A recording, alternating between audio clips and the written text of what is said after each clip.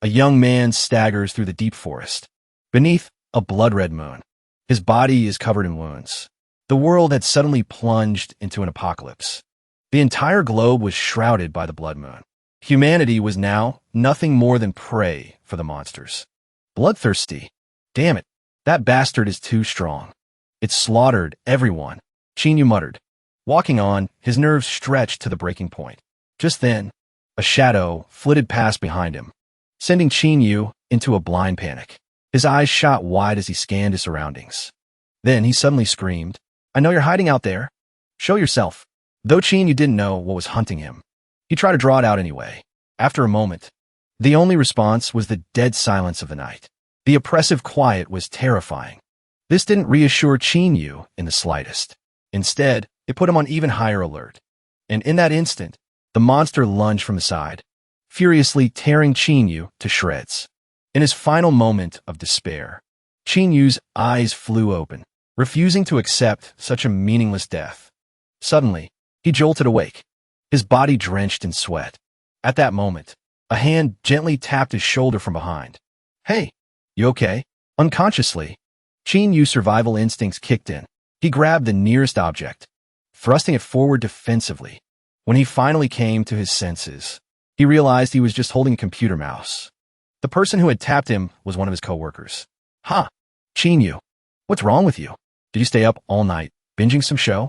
Realizing his surroundings had changed, Chinyu stared blankly at the computer mouse in his hand, muttering over and over, "Huh, a computer mouse. How can this be?" After composing himself, he shot a cold, sharp glance at his coworker.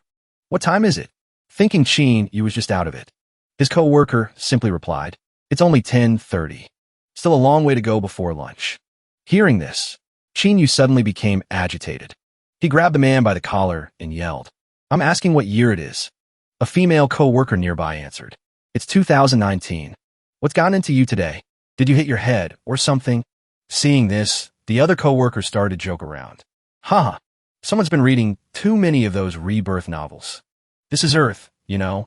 Hey man, I've got a big surprise for you. A mountain of deadlines." Just then, Chinyu's entire focus was on the distant horizon. Something seemed to be staining the sky red. It was an incredibly bizarre sight. Seeing Chinyu staring blankly at the sky, his boss ran over and started scolding him. "Hey, Chinyu, slacking off again? Get back to work now, or I'll dock your pay." Contrary to his usual timid self, Chinyu stared at his boss with ice-cold eyes. His gaze was deadly. Instinctively, he attacked the man as he approached. With a single, simple move, he slammed his boss to the floor. All the while, he was desperately trying to sort through his chaotic thoughts. It's 2019. Then this is the year the apocalypse begins. The sky was the color of blood. Could it be? Today is April 1st. While Chinyu was still trying to process everything, a co-worker spoke up to calm him down. "Chinyu, what's wrong with you? This April Fool's joke of yours is going a little too far."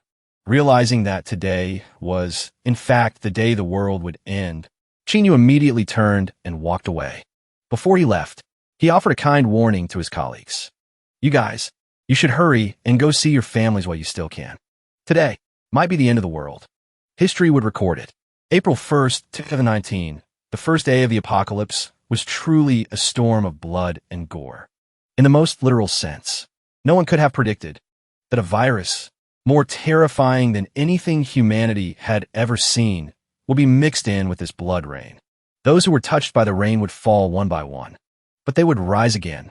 They mutated into disgusting zombies and bloodthirsty monsters, hunting humanity with a frenzied madness.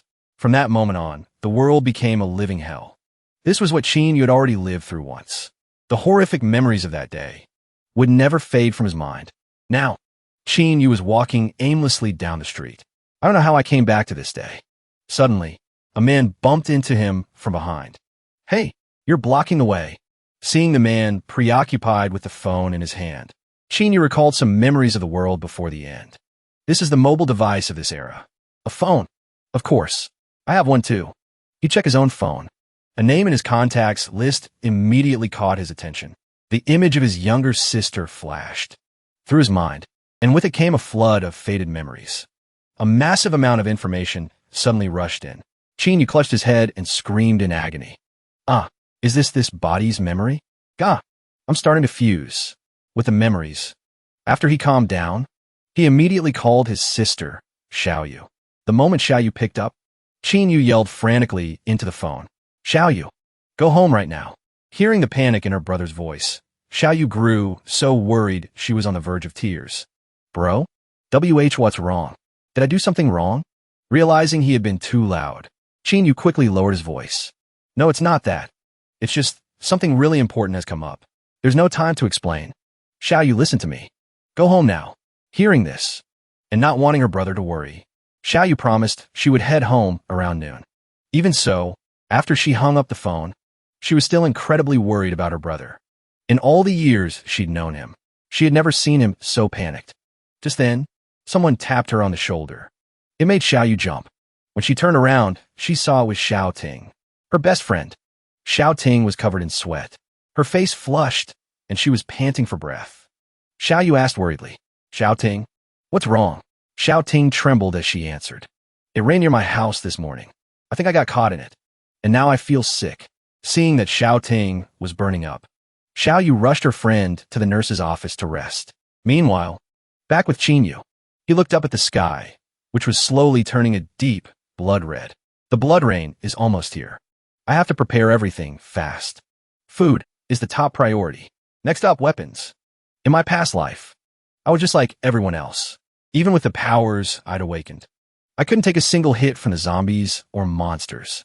I watched with my own eyes as my loved ones, my fellow humans, were slaughtered one by one, devoured. In the end, I fell to a monster's claws too. But then, the heavens gave me a chance to be reborn, to return to the very day the apocalypse began. This time, I have to get stronger before those monsters arrive. This time, I will use my power to protect my friends and the ones I love. With his resolve set in stone, Qinyu immediately began his preparations. Sometime later, as red clouds gathered in the sky, people finally started to notice something was wrong. But to them, a teenager brazenly walking down the street with a steel pipe was the more immediate concern. Only Qinyu, the one everyone thought was crazy, knew what disaster was about to befall the world. Damn it. It's starting? This is bad. I'm not going to make it. The rain had already begun to fall. He hurriedly hailed a taxi, trying to get home as fast as possible. Seeing the young man get in with a steel pipe, the driver was a little on edge. He tried to make small talk to calm his nerves. Hey, look at that. This rain. It's red. So weird. Isn't it? Haha. Qinyu didn't have time to worry about any of that. He just gave the driver a casual warning. After you drop me off, you should head home right away. If you don't, the traffic will be a nightmare later. You might not be able to get home at all. That was all he could say. After all, if he told him the world was about to end, he was pretty sure he'd be sent straight to a mental hospital. On the way, Qinyu checked on his little sister. She still wasn't home. He immediately called her. Xiaoyu, are you still at school? I'm coming to get you. I'm almost there. Worried she'd make her brother anxious, Xiaoyu quickly explained. I'm still at the school nurse's office with Xiao Ting. She's sick. Hearing this, Qinyu shouted frantically into the phone. Sick? Is her skin burning up? Like a fever that won't break? Is she unconscious? Just then, Xiaoyu stood up and quickly ended the call. Yeah. Oh, looks like she's waking up. I gotta go now. And because of that, she never heard Qin use desperate warning. Xiaoyu, get away from her. She's turning. Terrified his sister was in danger, a murderous aura radiating from him, Qinyu put his hand on the driver's shoulder. Driver, please step on it. Instantly, the driver slammed his foot on the gas, yelling nonstop. Okay, just don't hurt me. Meanwhile, back at the school, Xiao Ting had woken up. Her eyes were blood red. Her face was twisted into a grotesque expression. It was a horrific sight. Xiao Yu and the school nurse were still talking, when suddenly Xiao Ting shot straight up. She looked completely soulless. Her vacant eyes stared straight at the two of them. Seeing this, the nurse hurried over to check on her. Hey, student, you're still very weak. Just lie back down for now. I can see your eyes are really red. Just then, Xiao Ding's pupils contracted. Countless red veins surfaced in her eyes. She seemed to go completely mad. Suddenly, she lunged forward and savagely sank her teeth into the teacher's finger. The teacher struggled to tear her hand away, but her finger was already mangled. Blood gushed out nonstop. Why did you bite me? The terrified teacher scrambled backward. She didn't dare get any closer to check on her. But Xiao Yu, worried about her friend, still approached Xiao Ding to see what was wrong. What's the matter with you? Suddenly, Xiao Ding threw her head back. A horrifying, demonic grin spread across her face. Seeing that expression, Xiao Yu instinctively recoiled, her entire body trembling with fear. The teacher, oblivious to the danger closing in, was still on the floor, trying to stop the bleeding from her finger. Just then, Xiao Ding completely lost it. She lunged at the teacher, tearing and biting ferociously. Witnessing this horrific scene, Xiao Yu was so shocked she froze. By the time she snapped out of it, her teacher was a cold corpse lying in a pool of blood. Only then did Xiao Yu let out a blood-curdling scream. This immediately drew the attention of the crazed Xiao Ding. Without a moment's hesitation, Xiao Ding charged straight for Xiao Yu's throat. Her eyes were bloodthirsty, like a predator hunting its prey. Just in the nick of time, Qin Yu appeared. A powerful swing of his pipe sent Xiao Ding flying. Before she could react, Qin Yu aimed a sharp end downward and plunged it into Xiao Ding's neck without a second thought. Seeing this, Xiao Yu was so scared she burst into tears. She stammered, unable to form words. Why you? You killed her. In stark contrast to his hysterical sister, Qin Yu calmly wiped the blood from the iron pipe. She turned into a zombie. She wasn't the friend you knew anymore. We need to go. Let's get out of here now. We'll talk when we get home. This place is about to descend into chaos. After taking care of things, the two siblings headed out together, planning to get home and take shelter. As they stepped outside, Xiao Yu saw the blood-red rain and was deeply curious. She reached out her hand to feel it. Seeing this, Qin Yu lunged forward in a panic to stop her. Don't touch this rain. But he was a step too late. A few drops had already landed on her hand. In that brief moment, seeing his frantic reaction, Xiao Yu asked worriedly, What's wrong, big brother? It's just a little rain. Hearing this, Qin Yu was a bit surprised and asked back, You don't feel the rain burning you? Xiao Yu looked at him blankly. Burning? Not all. Is this acid rain? Qin Yu was completely baffled. This is weird. Even people with a natural resistance to the blood rain should be able to feel its searing heat. But right now, there was no time for contemplation. Qin Yu quickly pulled out the raincoats he had prepared. He helped his sister put hers on. Right now, don't worry about anything else. Just get this raincoat on. Try not to let a single drop touch you. And now, we have only one mission. Escape this hell. Ready? We have to move. Now. Immediately, Qin Yu took the lead and charged forward. His hand gripped the iron bar tightly, ready to strike down any danger. In a rush of extreme excitement, Xiao Wu shouted a battle cry. Charge! Qin Yu was speechless for a moment. He quickly reminded his sister not to yell. Realizing she'd spoken too loudly, Xiao Wu quickly clapped a hand over her mouth. She silently stayed close behind him. Now, the streets had become a brutal battlefield. Countless crazed fiends lunged relentlessly at anyone nearby. Witnessing the horrifying sight, Xiao Wu froze in terror. Oh my God, what in the world is happening here? Seeing his sister stop dead in her tracks, Qin Yu roared anxiously. Xiao Wu, don't hesitate. We have to run straight home. After running a little further, the siblings' attention was drawn by desperate cries for help coming from building. A man, frantically chased by a horde of zombies, was constantly begging the siblings for help. Seeing the gruesome bite mark on the man's arm, Qin Yu immediately explained, Hey buddy, you've already been bitten. Those zombies will never let you go once they smell fresh blood. Don't follow us. Hearing this, the man screamed in panic. No, I wasn't bitten. I won't turn into one of them. Qin Yu hesitated, unsure how to handle the situation. Gritting his teeth. Damn it, this idiot. He's going to draw all the nearby zombies straight to us. Knowing he couldn't survive, the man desperately grabbed Xiao Wu. I won't let go. Why? Why should I be bitten while you two aren't? No reason. I don't care. If I'm going to die, we're all going down together. This was like touching Qin Yu's inverse scale. You bastard. If you want to die, die by yourself. Don't even think about dragging anyone else with you. With a single punch, the man was sent flying, then instantly swarmed and torn apart by the zombies. Seizing that golden opportunity, the siblings quickly escaped. Oh God, we just killed him.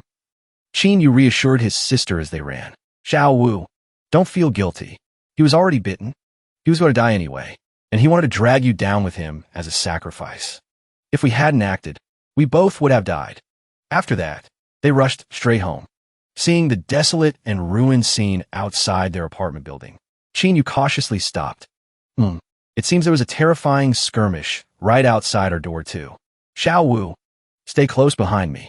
I'm afraid there might still be things lurking in this building. Chinyu went first, leading his sister carefully inside. Seeing the surroundings were pitch black without a trace of light, Xiao Wu timidly clung to her brother. Brother, it's so scary in here. Let's just run straight home. Just then, Chinyu faintly heard a strange sound. He quietly reminded his sister. Footsteps, true to his experience as a survivor of the apocalypse. A zombie indeed appeared ahead. The moment it saw a living person, the zombie immediately snarled and lunged forward. Chinyu quickly held up his iron bar, shielding his sister. Xiao Wu, get back. But with the current strength of this body, he still couldn't fight off the zombies. He was simply pushed back by it. He was slowly being pushed back. Seeing her brother in danger, Xiao Yu quickly snatched a nearby brick and hurled it at the zombie's head. But the interruption came at the worst possible moment. The zombie immediately switched its target to Xiao Yu. Faced with the ferocious undead, Xiao Yu trembled from head to toe. She collapsed to the ground, screaming in terror. Luckily, Chinyu made his move just in time, seizing the opportunity to take the zombie down for good. Pant, are you okay? Let's get you home. Now. Just then, Xiao Yu suddenly broke down, sobbing uncontrollably. Tears and snot streamed down her face. That was Uncle Wong. He lives right next door to us. The disaster was so sudden, it was impossible for an innocent girl like Xiao Yu to process it all at once. After she cried herself out, Chinyu quickly brought his sister back home. The moment they walked inside, Xiao Yu was stunned by the mountain of supplies piled up. Brother, did you know this was going to happen? Worried his sister's mind would wander, Chinyu quickly reassured her. Xiao Yu, listen to me carefully. The apocalypse is here, and with each passing day, it's only going to get more dangerous. I will protect you, but you have to understand just how bad things are out there. And you must listen to me. As her only living relative, Xiao Yu trusted her brother with all her heart.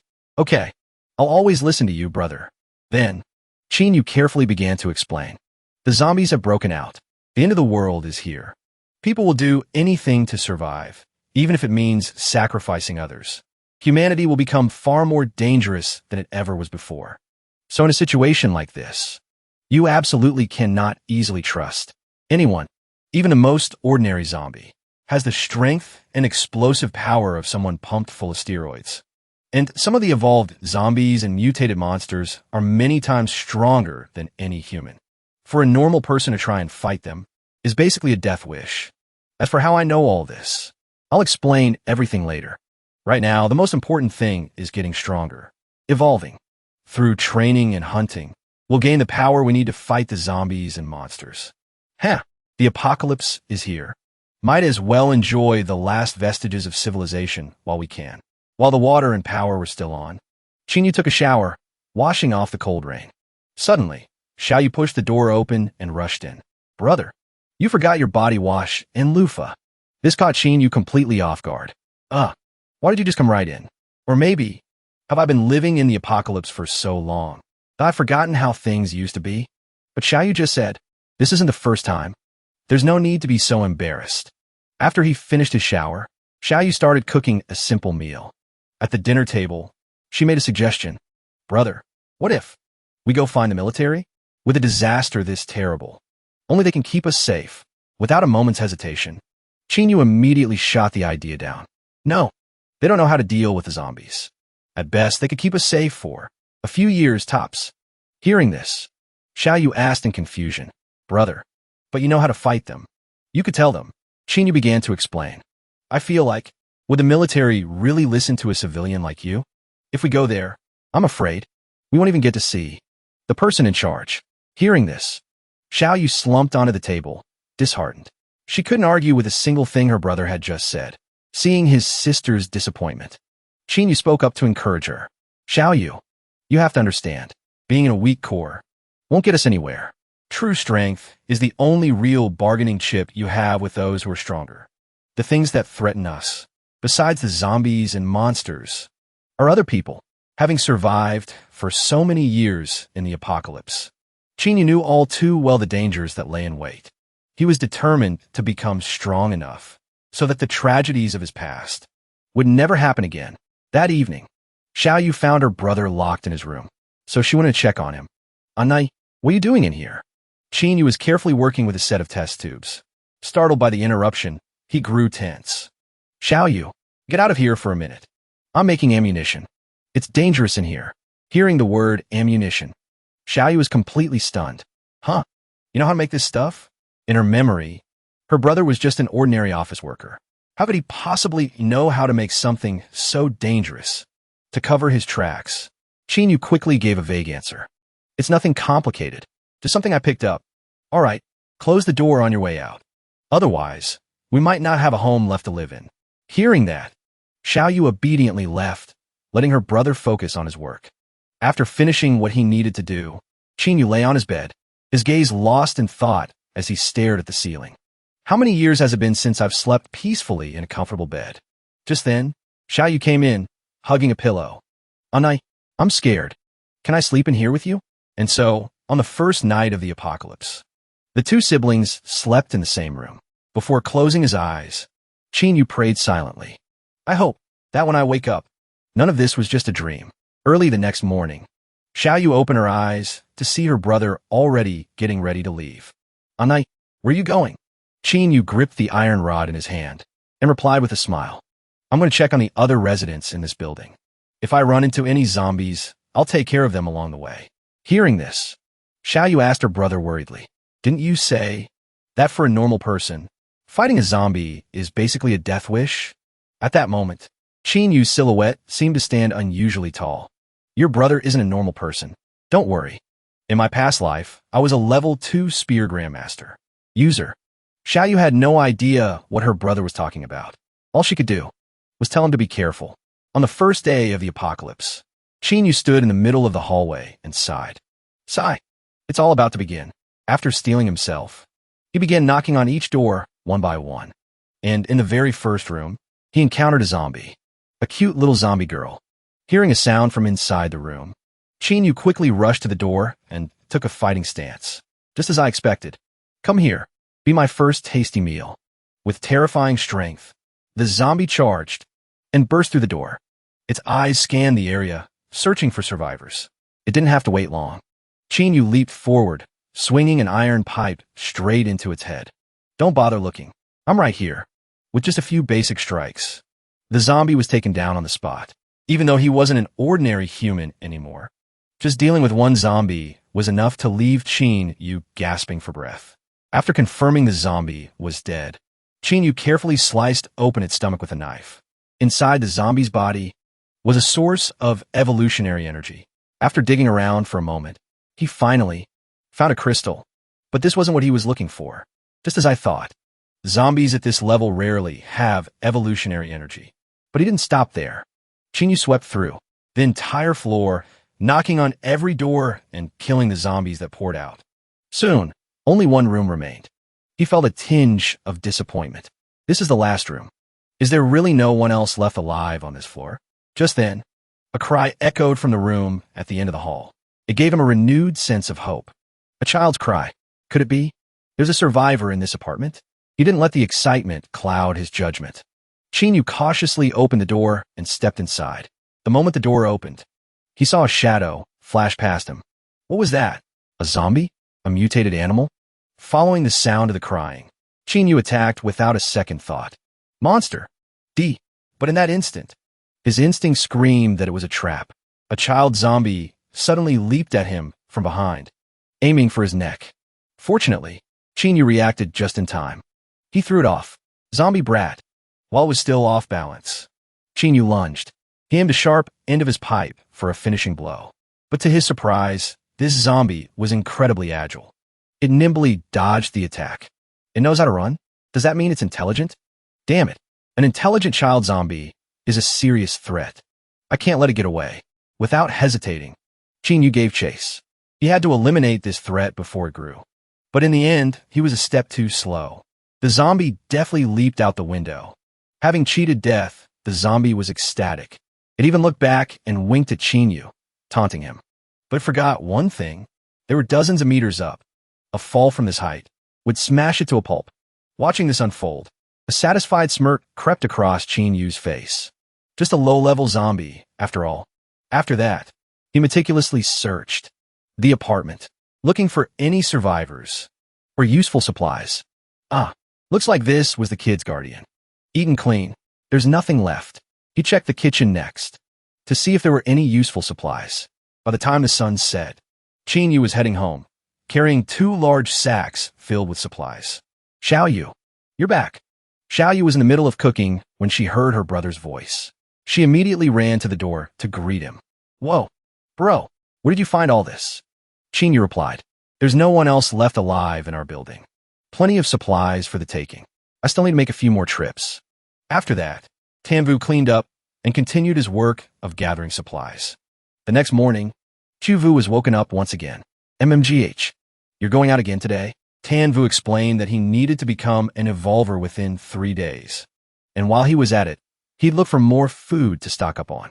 Hearing this, Chuvu stood up, insisting on coming with him. Tanvu immediately rejected the idea, his voice firm.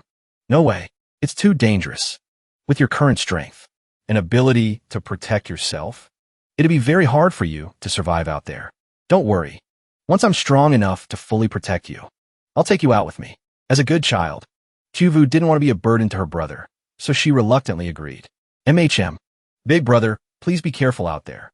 After thoroughly searching the entire building, Tanvu decided to head outside to seek his luck. Spotting a wandering zombie, he seized the opportunity to ambush it, taking it down with a single blow. Suddenly, another zombie, reaching out from inside a car, unexpectedly clamped its hand tightly onto Tanvu's shoulder. Without a hint of panic, Tanvu quickly finished it off and continued his search for the next target. It wasn't until dusk that Tanvu, sitting amidst a pile of defeated zombies, began to lament. Seriously? Dozens of zombies? And I've even damaged a few weapons. Yet I still haven't found a single one with the energy needed to evolve. It's getting late. Chuvu must be so worried. As soon as he got home, Chuvu rushed into his arms and hugged him tightly. Big brother, you were out for so long today. I was so worried about you. Tanvu gently patted her, comforting her. Don't worry. I took down dozens of zombies today. It's just a shame. I couldn't find what I was looking for. Seeing her brother's disappointed expression, Chuvu gently comforted him in return. Don't worry. You'll find it eventually. I'll stay home and pray for you. Just then, a panicked voice echoed from outside. Loudly. Damn it. Run. This immediately grabbed the siblings' attention. At this moment, a group of survivors was being relentlessly pursued by a horde of aggressive zombies. Spotting a fence ahead, the entire group frantically scrambled over it, successfully escaping the horde. Damn it. Even when they're dead, they can't stay quiet. To stand there gawking outside, as the leader was still loudly cursing, one of his subordinates suddenly pointed toward the window on an upper floor. Brother Huang, look up there. There are living people. Tanvu immediately pulled his sister's head down. Chuvu, seeing the survivors, immediately asked, her voice curious. Big brother, there are survivors. Should we help them? Tanvu replied coldly. Chuvu, have you forgotten what I told you before? In this world, people's intentions are unpredictable. You have to be careful about everything. On the other side, the group of survivors, overjoyed at finding people, began searching. It didn't take long. They soon arrived at the front door and started pounding on the door. Hello, stop pretending you're not there. We saw you just now. Open the door. Seeing the door slowly open, the leader immediately started yelling curses. Hey, are you deaf? What took you so long to open the door? But then he saw the iron pipe in Tanvu's hand, and the group instantly quieted down. Tanvu's eyes, at this moment, were as sharp and cold as daggers. He looked absolutely terrifying. What do you want? The leader quickly explained. Hey man, easy there. We're not bad guys. We just saw that someone was alive and got a little excited, that's all. His followers behind him started chiming in. As he spoke, the leader tried to lean in. His eyes quickly scanned the room. Look, brother, can you let us in? We haven't eaten in days. But before he could set foot inside, Xinu blocked him. No. Just then, Xiaoyu came out with 2 bags in her hands. Xinu, maybe we should give them some food? The girl was unbelievably naive. The moment he saw Xiaoyu, the leader's vile nature showed itself. Hiv. Thank you, young lady. You're so kind. Sensing these men were up to no good, Xinu handed them the food, then abruptly pointed to the room across the hall. That room is empty. No zombies either. If you want to stay over there. The survivors ate the instant noodles, grumbling incessantly. Thinks he can get rid of us with a few cups of noodles? The other goon thought to himself that just getting food was a blessing. After they finished eating, the bald guy smugly brought up what happened that morning. Hey, did you guys see it? The look in that bitch's husband's eyes when we were busy this morning? He looked like he wanted to eat us alive. Ha ha ha. The others joined in, cackling wildly. How could we not? That slut always acted so high and mighty because she had a little money. Wouldn't even give us the time of day. Well, she knows what we're capable of now. Suddenly, the leader changed the subject. Hey, speaking of which, did you two get a good look at that girl from before? His men understood immediately. You want her? Hell yeah. As they spoke, they both burst in a loud, lewd laughter. Their vile, despicable nature on full display. The bald guy lit a cigarette and said smugly, TCH, it's just that punk with her. He's so damn arrogant. We'll show him what's what tomorrow. They then began to plot together. Tomorrow morning, we'll go ask for food again. The second they open the door, the 3 of us will rush in and take that kid down. That's right. I wonder what she is to him. His girlfriend? Or his sister? Tomorrow, we'll use the same old trick. We'll do her right in front of him. And then we'll finish him off. Just kill the kid and be done with it. As for his pretty little plaything, we'll keep her around and enjoy her at our leisure. We can just stay here for a while after that. I saw they've got a ton of food stockpiled in their place. Little did they know, Xinu was hiding silently on the balcony and had heard their entire vicious plan. He waited until late at night. When the 3 men were sound asleep, Xinu slipped inside. First, he covered the bald man's mouth and finished him in an instant. Hearing a strange noise, the shaggy-haired man startled awake. But before he could even utter a sound, he was stabbed to death on the spot. In just a few moments, Xinu had disposed of all 3 of them in the blink of an eye. When his sister found him, Xinu uttered only a single, cold sentence. They were bad people. The next day, Xinu was up early again, hunting zombies. But despite all the killing, his harvests were meager. It was all incredibly disappointing. How can my luck be this bad? It's been days. I've killed over 100 zombies, and they've all been low level. Is it really possible that there isn't a single evolved one among them? Could it be because the outbreak just started? Is there not enough evolutionary energy in the world yet? Suddenly, he realized he had unconsciously wandered to the nearby supermarket. Taking the opportunity, he went inside to see if he could find anything useful. Just then, a massive, ground-shaking sound echoed from a distance. Instinctively, Xinu found a place to hide. The source of that terrifying sound was a colossal monster. It was as big as a car. A mutated beast, perfect. It must weigh a good 60 or 70 kilos. It might even have evolutionary energy. A mutated beast of this level is a little dangerous for me at my current strength. But if I'm careful, I should be fine. He silently tailed the monster. Xinu noticed. It was heading deeper into the supermarket. But just as it entered, a powerful force sent it flying. Xinu's jaw dropped in shock. What the hell is going on? A giant arm suddenly shot out from inside the supermarket, grabbing the monster's tail in a vice grip. On instinct, the monster severed its own tail to escape. Its prey had escaped, enraging the thing inside the supermarket. A furious roar tore through the sky. Immediately after, a colossal creature shot out from the entrance. The moment he saw its horrifying form, the color drained from Xinu's face. It can't be a demon type, can it? But he quickly regained his composure. No, this is no time to be standing around stunned. Demon-type zombies are absolutely terrifying. Even 100 years into the apocalypse, when countless powerful individuals had emerged, even they could be easily brought down by these things. Every single one possesses a different form and unique abilities. Territorial. Their one common trait is that the mere mention of their name is enough to strike fear into people's hearts. to make them go pale with fright. Although their numbers are incredibly small, you could count them all on 2 hands.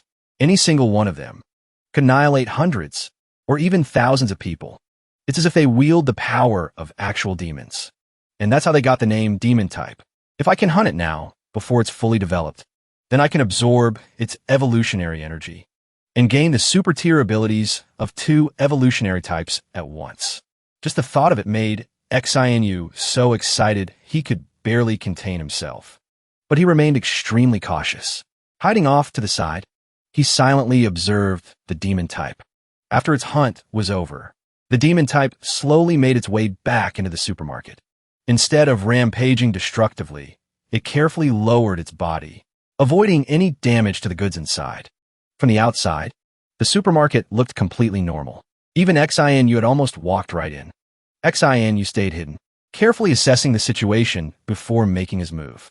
This thing is smart enough to take over the most well-stocked supermarket and just lie in wait for prey. It's definitely a demon type, no doubt about it.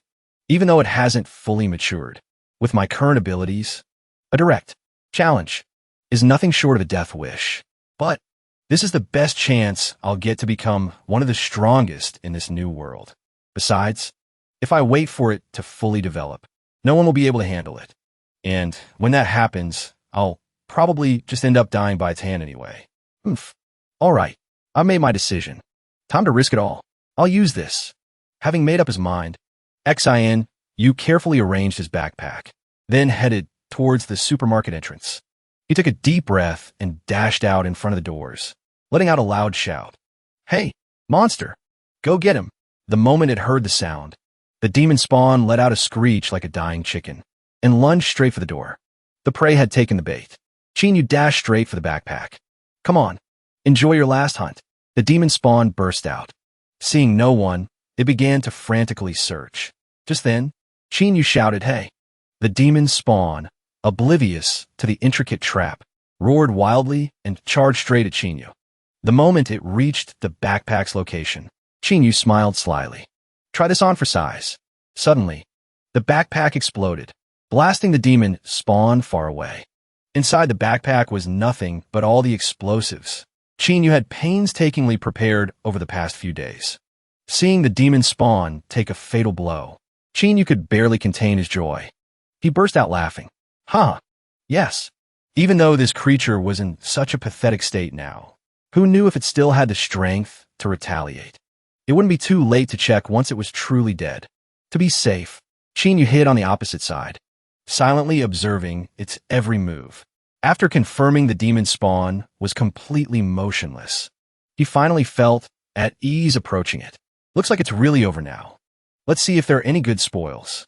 Suddenly, a mutated cat appeared, startling Chinyu immensely.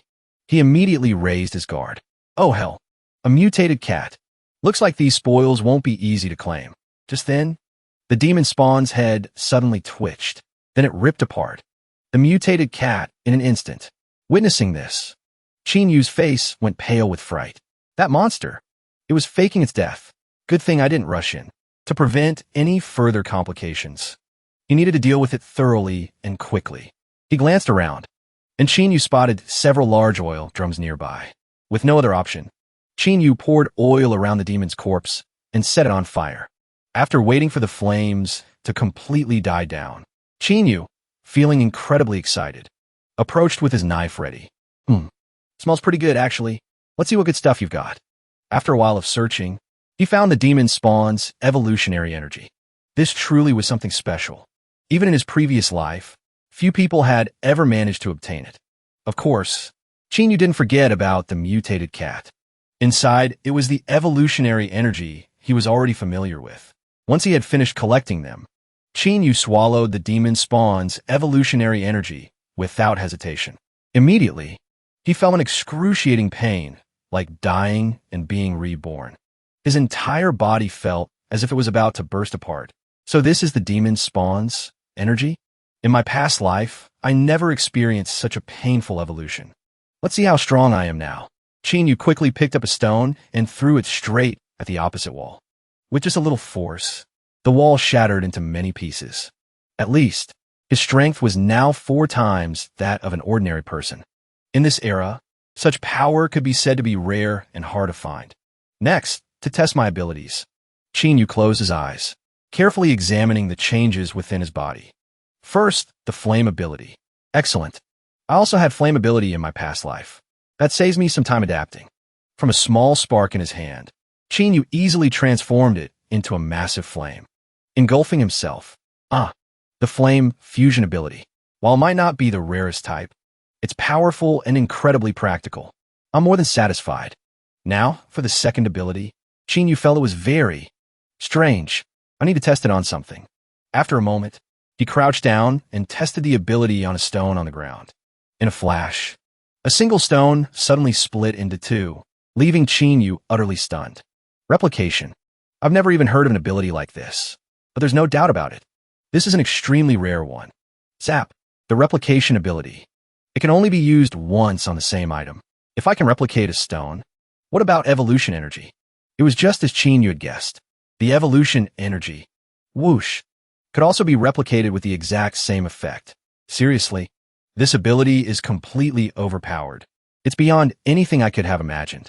Having two abilities at the same time, even in my wildest dreams, I never would have thought this possible. Just then, the commotion attracted the surrounding zombies. More and more of them began to gather. Suddenly, a bold idea flashed through Chinyu's mind. He focused his mind and used the replication ability on himself. To his surprise, it was a stunning success. Without a moment's hesitation, the two Chinyus charged toward the zombie horde, far more confident than before. Without a single word, the two were able to coordinate. In perfect sync, before long, the attacking zombies had been completely wiped out. But now, Chinyu realized he had a serious problem.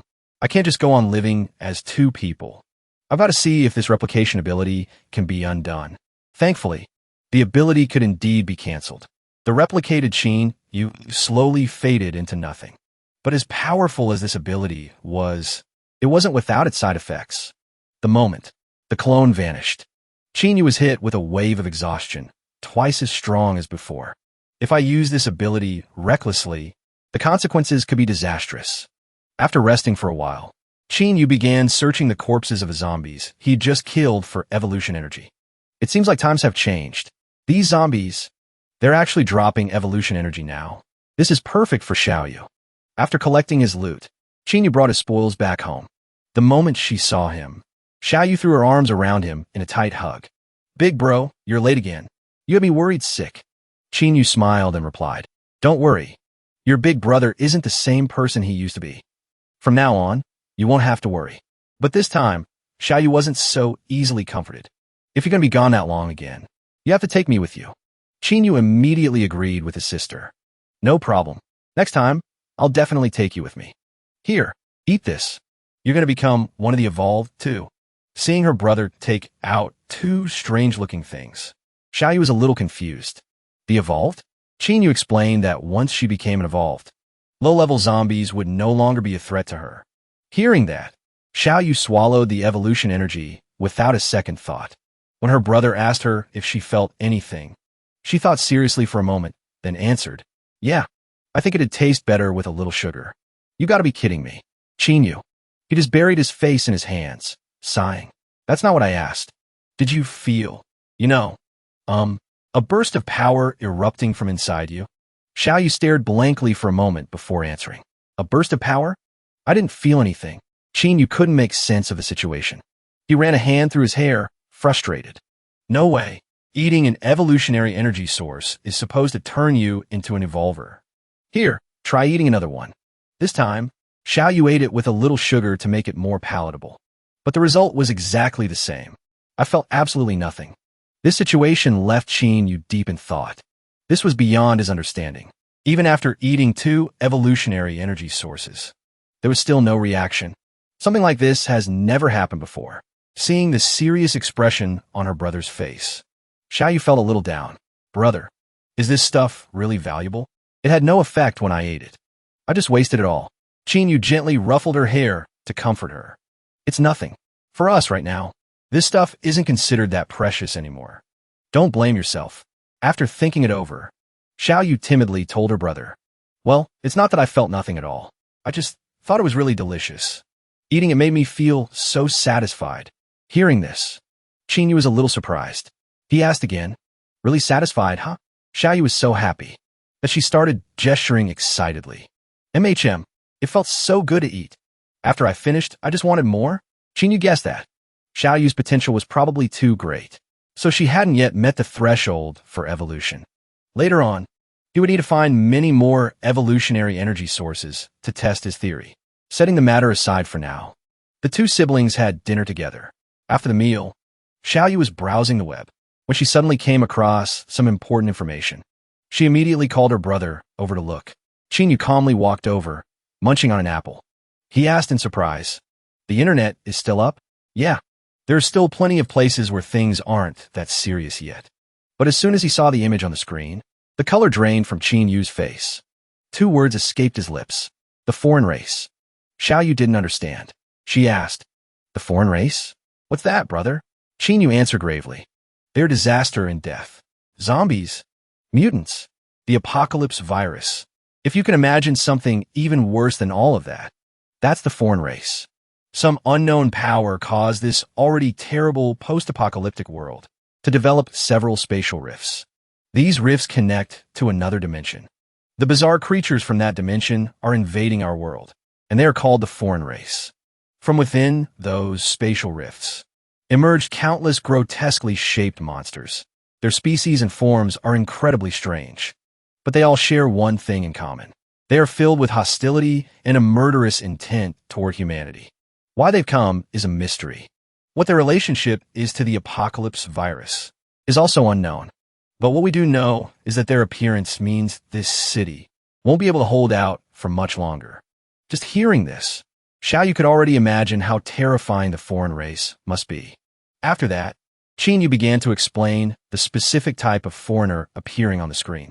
This is one of the races among them. They gather in clusters, and they never stop growing. Races with overwhelming numbers will fight over territory, slaughtering, monopolizing cities and villages. For 100 miles in every direction, they're like a terrifying plague of locusts. Everywhere they swarm, they leave only bones and desolate death in their wake. There's no time to waste. Starting tomorrow, I have to get stronger and fast. Hearing him say that, Xiaoyu shyly expressed her wish to go with him everywhere.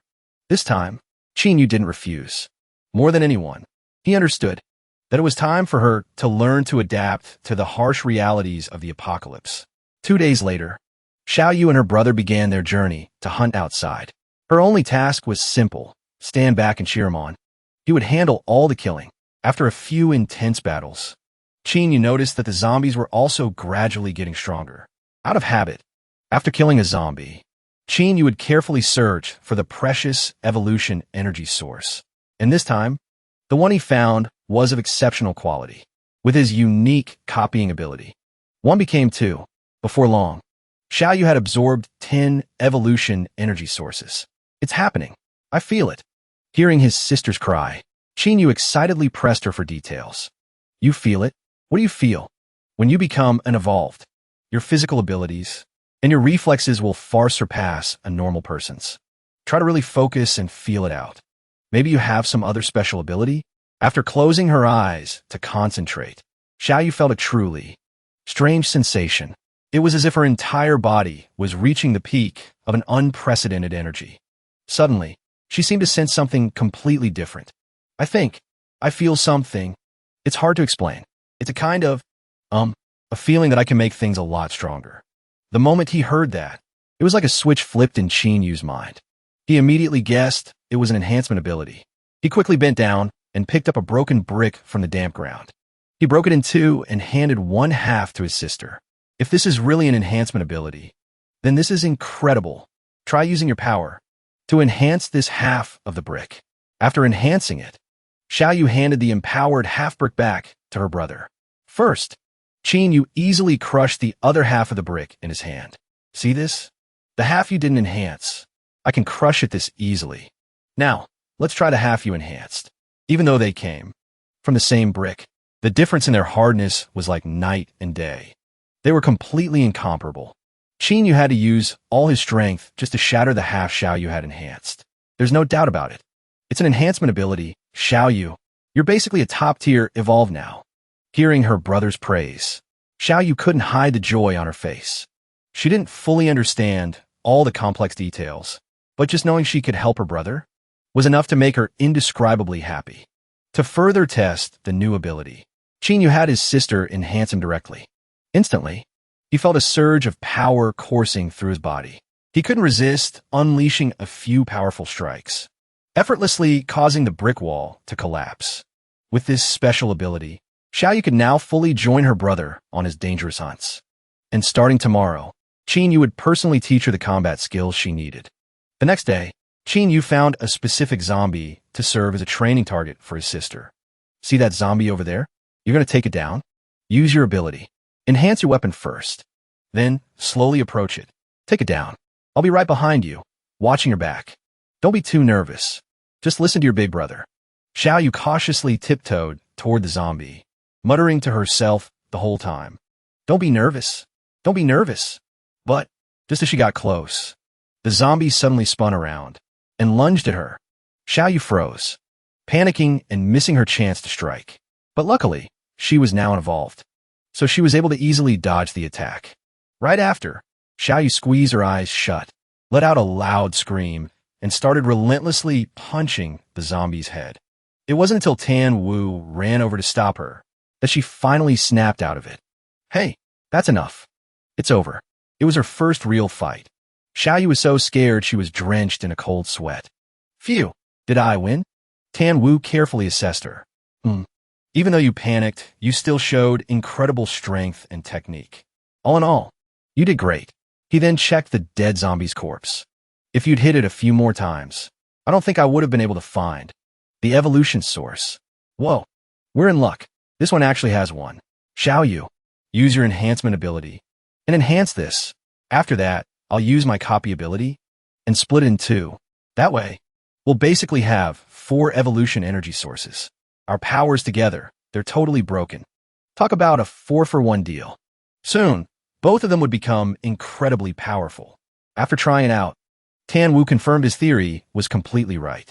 Even though it was a copy, the enhanced evolution source retained its potent effects.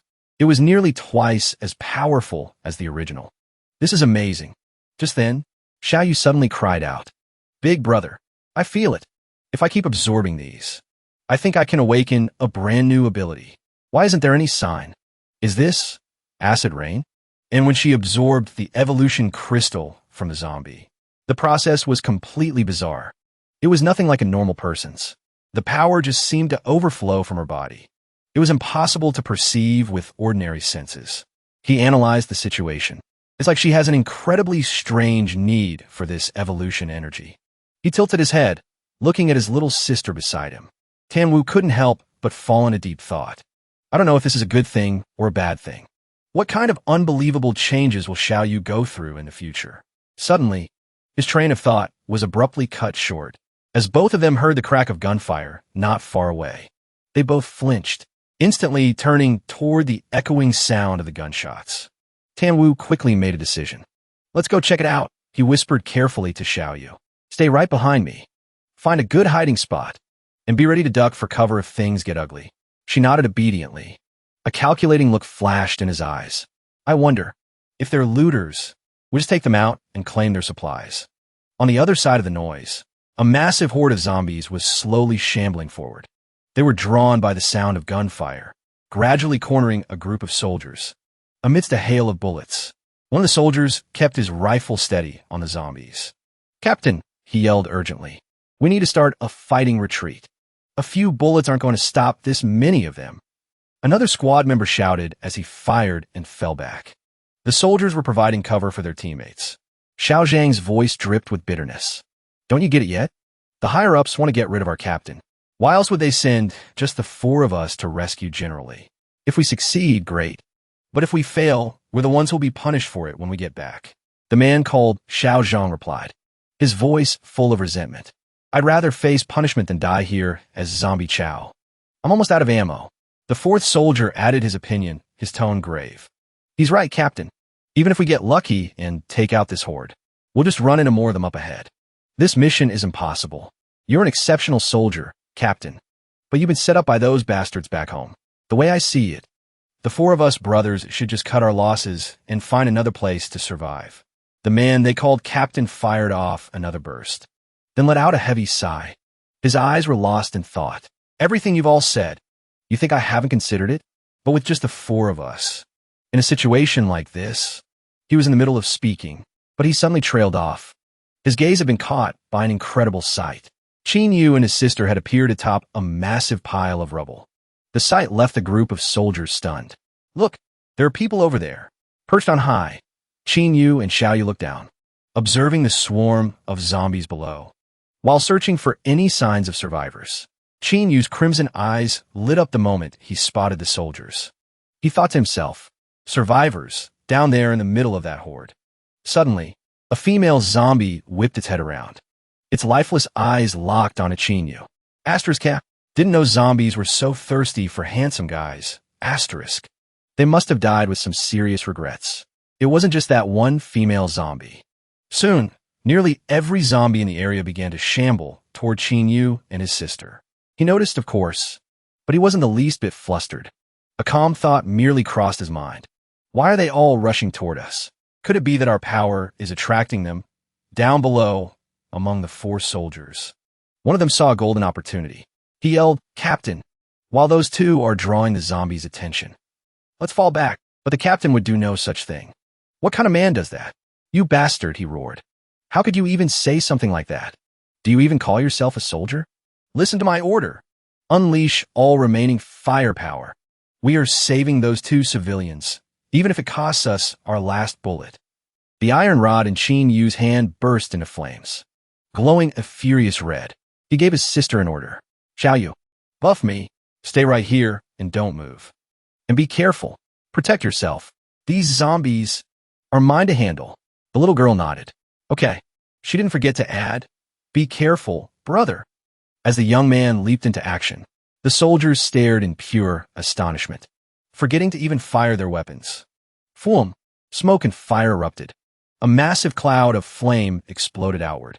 The only thing that could be heard were the unearthly shrieks of the zombies. The captain stared, completely dumbfounded. Could he be? Is this a legendary ancient martial artist? No, even an ancient martial artist couldn't be this insane. And yet, he had wiped out that many zombies in a single blow, right before their very eyes. The air was filled with the sounds of thunderous impacts and the dying screams of the horde. When it was all over, every last zombie lay on the ground, utterly still. Qin Yu and his sister calmly walked toward the soldiers. All four of them had already lowered their weapons, as a sign of goodwill and gratitude for the rescue. The captain stepped forward to introduce himself. Hello. We're soldiers here on a mission. I'm the captain, Lin Feng. Qin Yu seemed slightly surprised to hear the name. Lin Feng, he repeated. The captain, looking a bit intimidated, asked, Are you an ancient martial artist? That was a really close call back there. Thank you. Thank you so much. For the uninitiated, a little context. Ancient martial artists represent the pinnacle of human strength and skill. They possess extraordinary physical prowess.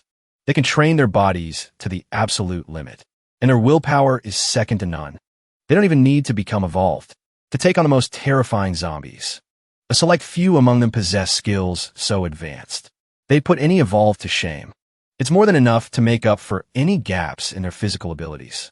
Unfortunately, though Qin Yu wished he were one, he had to maintain a deadpan expression. As he explained, I'm not an ancient martial artist. Lin Feng visibly relaxed upon hearing that. He then began his recruitment pitch, appealing to the young man's sense of duty. To his country, with skills like yours, brother, why not join the army? You're bound to do great things. Qin Yu wasn't particularly interested in the offer. He gave a dismissive reply. I'm not one for being tied down. So the military, it's not for me. I appreciate the offer, though. Lin Feng didn't press the matter. He just seemed a little disappointed that he couldn't recruit such a talented individual for his team. Well, that's a real shame. Since you're not interested, we'll be on our way. If you ever need help in the future, I'll be sure to lend a hand. With that, he and his 3 squad mates turned and left without a moment's hesitation. Xiaoyu looked at her brother, confused. She voiced her curiosity. Brother, every other survivor we've met, you've acted like you wanted to fight them. Why were you so respectful to that Linfeng? Yu didn't elaborate. He only said, I recognized him. And with that, Yu's mind drifted back to a memory from his past life. A city lay in ruins. He tilted his head back, looking up. There stood a hero's monument. He had asked his companion at the time, why is there a statue here? His friend had told him, that's a statue of Linfeng. During the darkest of times, S-rank evolved were extremely rare, and one who used his immense power to protect the weak was even rarer. He died in a great battle in the dark forest. He became a martyr, revered by all who came after. Hearing that story, Yu had fallen silent for a long time. It was impossible to know what he was thinking. Finally, he had sighed. Now I remember. All the old-timers spoke of him with the utmost respect. His companion climbed onto the hood of a car and sighed, burying his face in his hands. As much as I respect Linfeng, I'm even more terrified of the dark forest. I just pray a disaster like that never happens again. The memory faded. Seeing her brother had no intention of sharing more. Xiaoyu asked, so how do you know him? But Yu had no intention of telling his sister more than she needed to know. The more she knew, the more danger she'd be in. So he simply answered, it's nothing. A friend of mine mentioned him once. Don't worry about it. As he watched Lin Feng's silhouette disappear into the distance, Yu thought to himself, the dark forest outbreak. That catastrophe is still more than 10 years away. Linfeng, enjoy this peace while it lasts. The military squad was gone. On the streets, an eerie silence had fallen. Some kind of animal was gnawing on a grotesque corpse in the middle of the road. It was a mutated dog. Its skin was torn and ragged. It growled low in its throat as it ate, as if to ward off anyone who might dare steal its meal.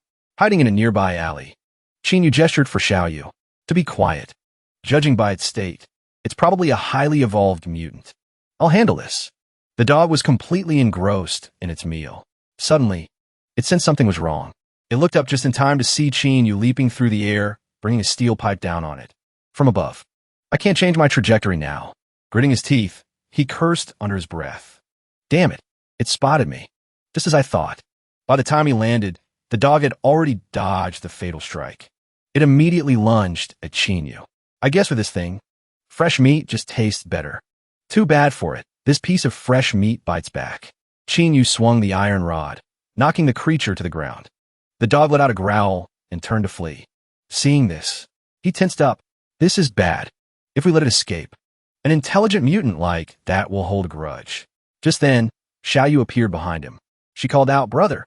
Throw it. A small smile played on Yu's lips. Great minds think alike. I had the same idea. Without another word, he gripped the iron rod, adjusted his angle, and after taking careful aim, he hurled it with all his might. His target, the fleeing mutant dog. The rod skewered the dog's leg, causing it to howl in agony. But that wasn't all. The rod began to glow red-hot, as if it had been forged in a furnace. Immediately after, flames erupted, engulfing the mutant dog and turning it into a charred mess. It was a completely unexpected move. The flames gradually died down. The dog was beyond dead. Its body was char-black, billowing thick smoke. Yu and his sister stepped closer, lacking any real combat skills. Xiaoyu hung back nervously and asked, Is it dead? Knife in hand, Yu prepared to carve up the dog's corpse, searching for an energy source. A mutant of this level should definitely have an evolution core. His sister asked curiously, brother, isn't your power flame-based? How come you don't breathe fire or shoot fireballs? As he carefully cut into the carcass, he replied, it's not that I can't, but compared to shooting fireballs, I'm more comfortable infusing my flame power into my weapons.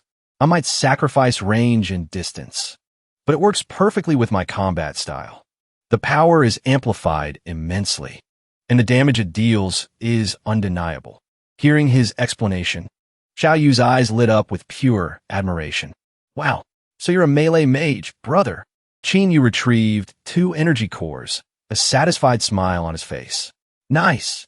2 evolution cores inside this thing. One was its own, and I'm guessing the other belonged to its last meal. Xiaoyu crouched down to look at the scorched creature. Her eyes widened. Hey, there's something else in here. She pulled a ring from deep within the dog's remains. It was an old, tarnished ring. What is this? It doesn't look like something that can make me stronger. She prepared to toss it aside. It's not as useful as food, anyway. But Qin Yu's sharp eyes had already caught sight of it. Wait, Xiao Yu, that ring. Could it be? He stared at the strange patterns engraved on the golden band. A treasure from a dimensional ruin, he exclaimed. He urged her, quick, put on. See what it does. Xiao Yu always trusted her brother completely. Whatever he said, she did. Like this. The moment she slipped it on, the ring began to glow. It emitted an eerie blue light, as if it had a mind of its own. The ring began to control Xiao Yu's hand. She cried out in alarm. What's happening? Blue fire shot out from the ring. The unholy flames raged for a long moment. Finally, Xiao Yu, you snatch her hand back. Her eyes wide with bewilderment, she stared at her brother. She stammered. What? What was that? She asked Qin Yu. He was like a living encyclopedia, explaining things with ease. This is the power of a dimensional relic. It converts gene energy into various forms of power, and then releases it. Zermia, the power of this ring is just like yours. Flames. Hearing the unfamiliar term, Xiao Yu's eyes went wide with curiosity. Dimensional relic? What in the world is that? Qin Yu continued to share what he knew. After the apocalypse began, all sorts of alternate dimensions started appearing across the globe at any given moment. Unlike dimensional rifts, these alternate dimensions, while filled with danger, offer incredible rewards if you can pass their trials. He didn't stop there. He went on. The rewards are incredibly diverse. Many people have found treasures inside that contain dimensional power. Others have even awakened new abilities and skills from those dimensions. It's how humanity barely managed to survive in this harsh, post-apocalyptic world. Dimensional relics have been a huge part of that. Xiao Yu's admiration for her brother only grew. She clapped her hands, praising him. You're amazing, big bro. You know everything. But Qin Yu didn't let the praise lower his guard. He stared intently at the dog on the ground, analyzing the situation.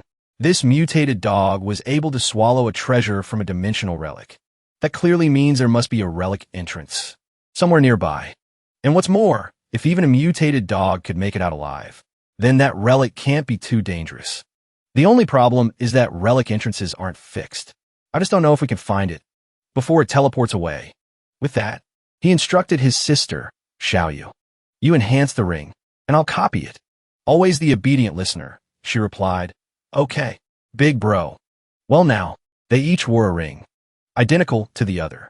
After a moment of observation and inspecting the ring, Qin Yu seemed a little disappointed, just as I thought.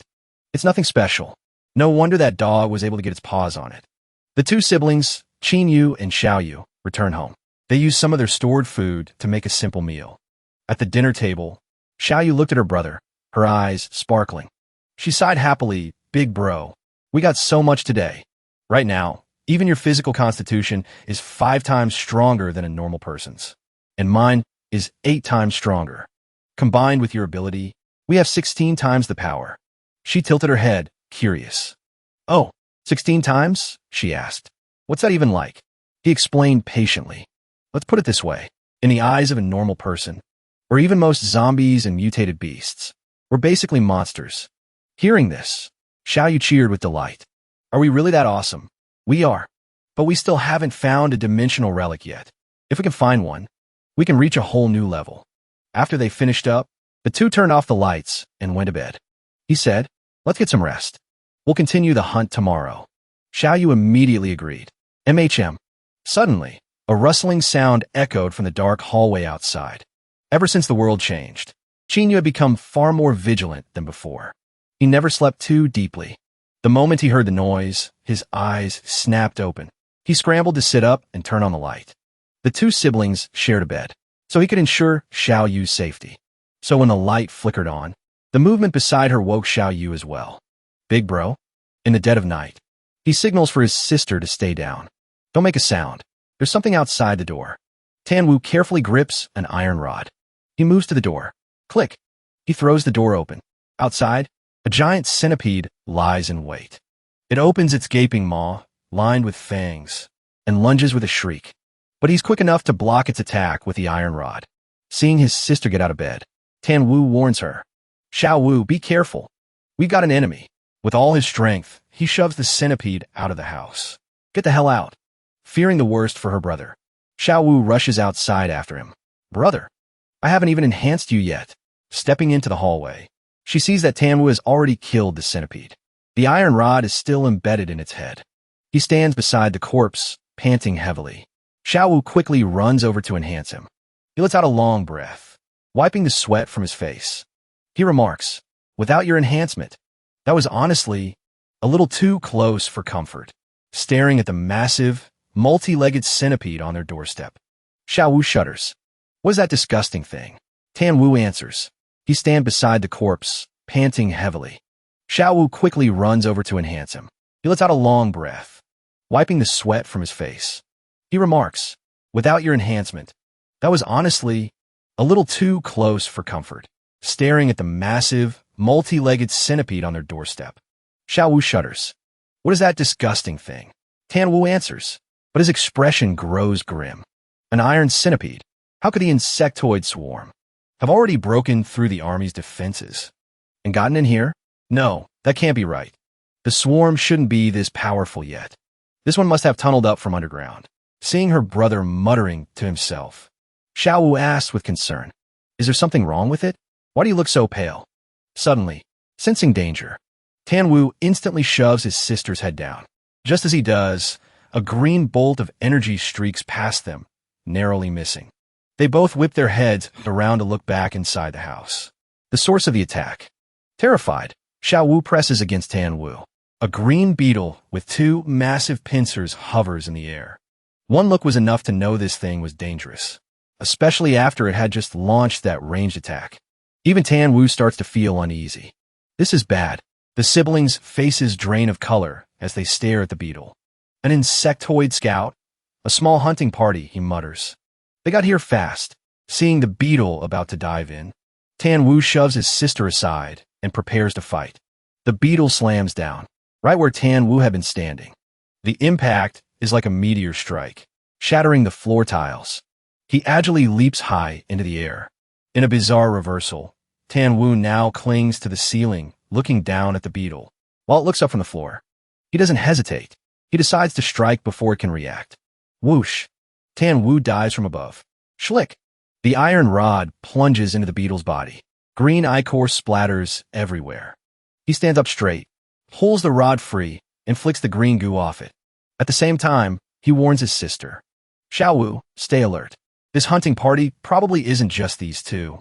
Tan Wu cautiously scans their surroundings. We need to be. Before he can finish his sentence, FWOM, out of nowhere, a torrent of blue flame erupts, engulfing him as Xiao Wu watches in horror. Believing her brother has been killed by the blast, she sobs and cries out, Brother! But the disaster he feared never came. Just in time, Qin had thrown up a shield to block the attack. The shield was already shattering. Phew, at least I dodged a fatal blow. If that thing had hit me, it would have been all over. He watched as the insect that had just attacked him flew into the house through the shattered window. Qin was stunned. What is that thing? The winged insect, which looked like a mutated bee, gave Qin no chance to counterattack. It was already preparing to launch another attack. He bolted toward his sister, Xiao Yu. Run. Fearing she wouldn't be fast enough, he grabbed her hand and pulled her along. After running for a moment, Xiao Yu snapped out of it. She asked her brother anxiously, What about our home? Our food? How did these things find us? Qin explained. They're a hunting party for their species. That one is called a flame bug. A loud explosion rang out. The flame bug had fired another blast of fire right through the wall. Terrified, Xiao Yu ducked down, covering her head. Unable to fight back, all they could do was run. Qin ran behind her, urging his sister on. Keep running.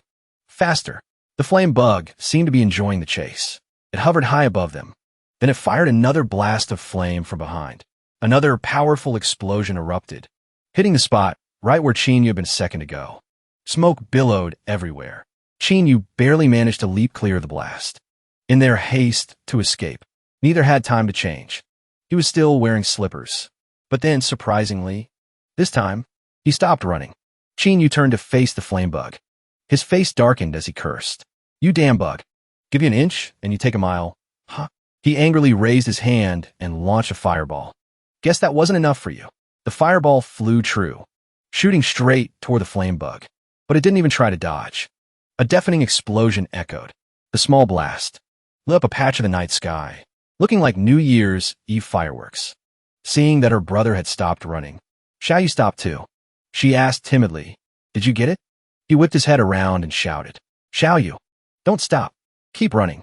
As the smoke and dust in the air cleared, the flame bug was revealed completely unharmed. It just hovered in place as if mocking him. Qinyu was too weak. He gritted his teeth in frustration, muttering to himself. It didn't even bother to dodge. Is it looking down on me? A flame sparked in his hand. He made his decision. Fine, let's see whose fire is stronger. In the sky, the flame bug accepted the challenge. It shot out another blast. Below, Qinyu refused to back down.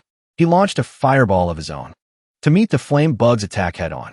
The two different colored flames clashed in a brilliant display, illuminating the night. Qinyu gritted his teeth, letting out a sharp grunt, trying to hold his ground. But it was obvious. The flame bug was far stronger. Its attack swallowed his fireball whole, slamming into the ground and shattering the pavement, forcing him to leap aside. The outcome was clear. Qinyu scowled. All right then. Yours is stronger.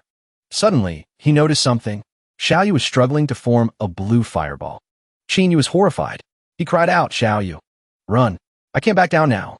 With a shout, she launched the fireball at the flame bug. After the attack, Xiaoyu was gasping for breath. Qinyu saw the fireball hit the firebug dead on. He cried out in surprise. No sooner had the words left his mouth than the firebug plummeted from the sky. Qinyu couldn't help but feel astonished. He quickly turned to his sister. "Xiaoyu, how did you do that?" She replied, I tried using my enhancement ability on your fireball, and it actually worked." He smiled, praising her endlessly. "That's my Xiaoyu. You just let me handle the rest." Before jumping back into the fray, Qinyu carefully analyzed the situation. The firebug's power is more than 20 times that of a normal person. Even with Xiaoyu's enhancement, I'm only at 16 times. Beating it head-on is going to be tough. But I can use the moment it's confused by Xiaoyu's enhanced fireball to cripple its wings. That way, it won't be able to chase us anymore. "Cicada step," his sister called out, her voice full of encouragement. "You can do it, brother. Be careful." When he was just a short distance from the firebug, he split into two. Clone successful. Qinyu shot forward. One from the left, one from the right, cleanly slicing through the firebug's fragile wings. With the job done, he remarked coolly, "Leaving your wings exposed was your fatal mistake." But suddenly, he felt that something was wrong. After pouring all her strength into that attack, Xiaoyu had been struggling to breathe for some time. But now, she was coughing up blood. Seeing this, Qinyu's blood ran cold. She was the only family he had left. He screamed in a panic. "Xiaoyu." He placed a hand on his chest and felt a distinct change. After expending so much energy, he realized with dawning horror that his enhancement had vanished. Could it be? My cloning technique must have put double the strain on Xiaoyu's ability, and she couldn't handle it. Suddenly, a giant firebug appeared. It flapped its wings, flying right for him. The wings vibrated with a deafening buzz. What the? After flying just a short distance, it crashed to the ground. Lying on its back, it struggled helplessly, unable to take flight. His hand tightened around the sharp metal rod. Phew, this one can't fly. Qinyu spun around and ran back toward his sister. "Xiaoyu, are you okay? While it's grounded, we need to run, right?" And with that, the two siblings fled. But they had no idea the fearsome firebug was already shifting. While supporting Xiaoyu, he kept a close watch on the creature. This firebug is only fast when it flies. On foot, there's no way it can catch up to us. Just as he finished the thought, something shot out in front of them. Their path was blocked by a shocking sight. What is that thing? From the firebug's head, a zombie with red spots had suddenly emerged. He stared at it, his lips pressed into a thin line. Another monster? No, wait. It's just a common variant zombie. Was it drawn here by our fight? The zombie lunged. Its sharp, iron-like claws swiped at him, relying on his sharp instincts. He managed to block it, but the zombie's strike was incredibly fast. A bead of sweat trickled down his face. So strong, its physical strength is at least 10 times that of a normal person. And I'm only at 8 times. It's way stronger than me. Seeing her brother was exhausted, Xiaoyu pushed herself, unleashing her power. He couldn't let her. He struggled back to his feet. Xiaoyu, don't push yourself. You'll collapse if you keep using your power. He stood his ground. This thing, I'll handle it. Time to go for broke.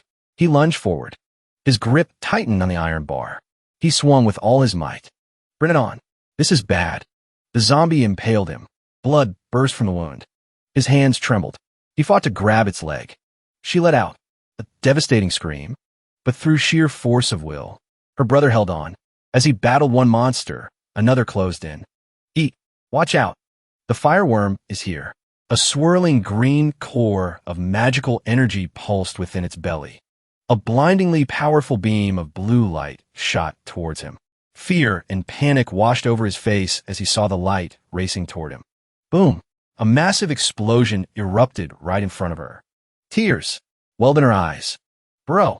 Suddenly, her brother's voice echoed nearby. Xiaoyu, run, brother.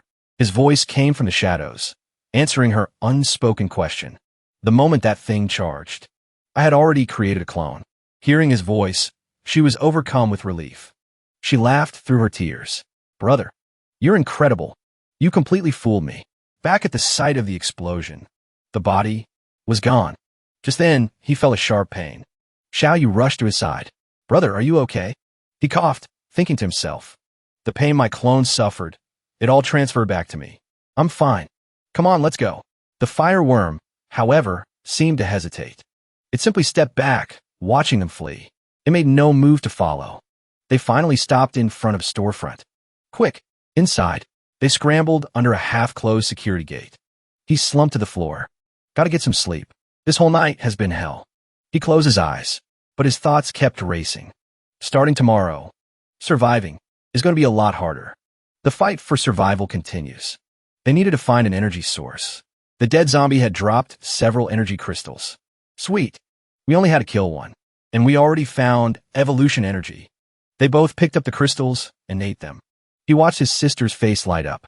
Yes, my physical stats are 9 times stronger, but this stuff isn't enough to fill our stomachs.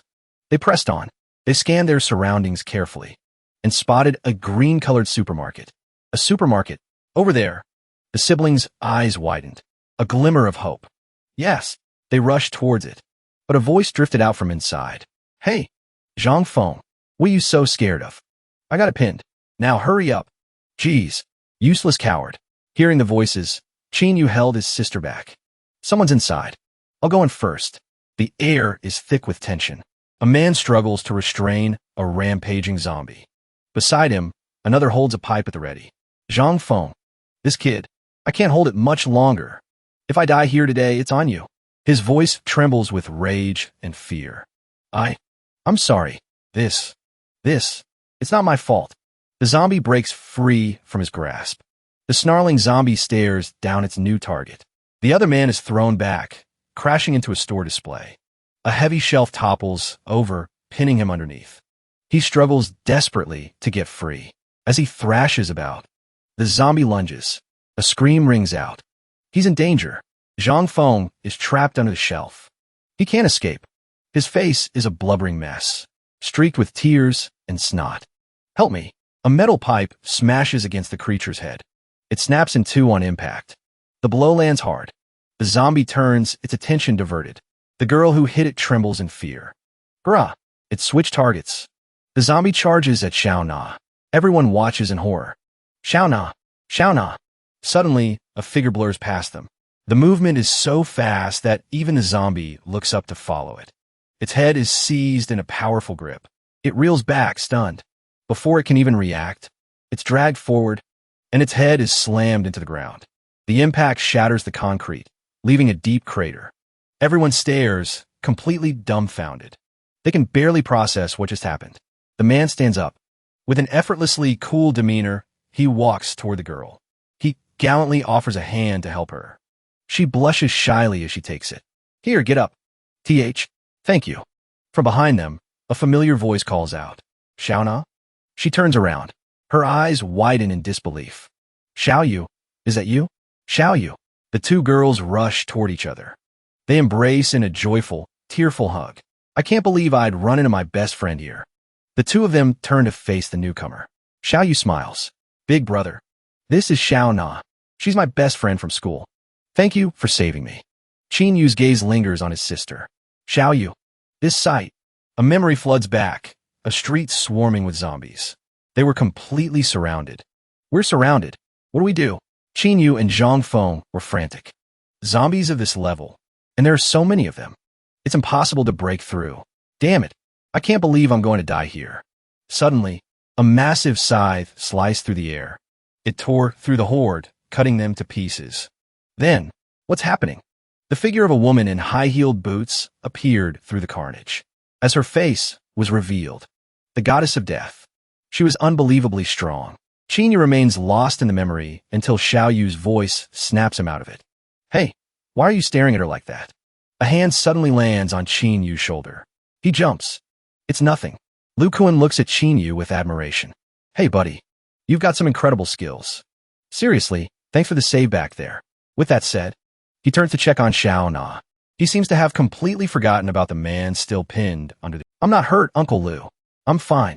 You don't need to worry. Help. Help me. Somebody get me out of here. Qin Yu moved like a bolt of lightning. With a single wave of his hand, the entire shelf went flying. Zhang Feng was free. His face lit up with relief. You really saved me back there. Thanks. You're a true beauty saving the hero. Li snapped, pointing a finger right in Zhang Feng's face. You call yourself a hero, acting like such a coward? A dog would have been more useful than you. Even Lu Kuan chimed in. The four of us are all armed. Taking out one zombie should have been simple. Zhang Feng. You idiot. You almost got us all killed. Do you even realize that? But Zhang Feng wasn't about to take it lying down. He shot back. Didn't this kid step in just in time? Besides, nobody even got hurt. It was my first time doing that. Whose bright idea was it to give me the critical job of finishing it off, anyway?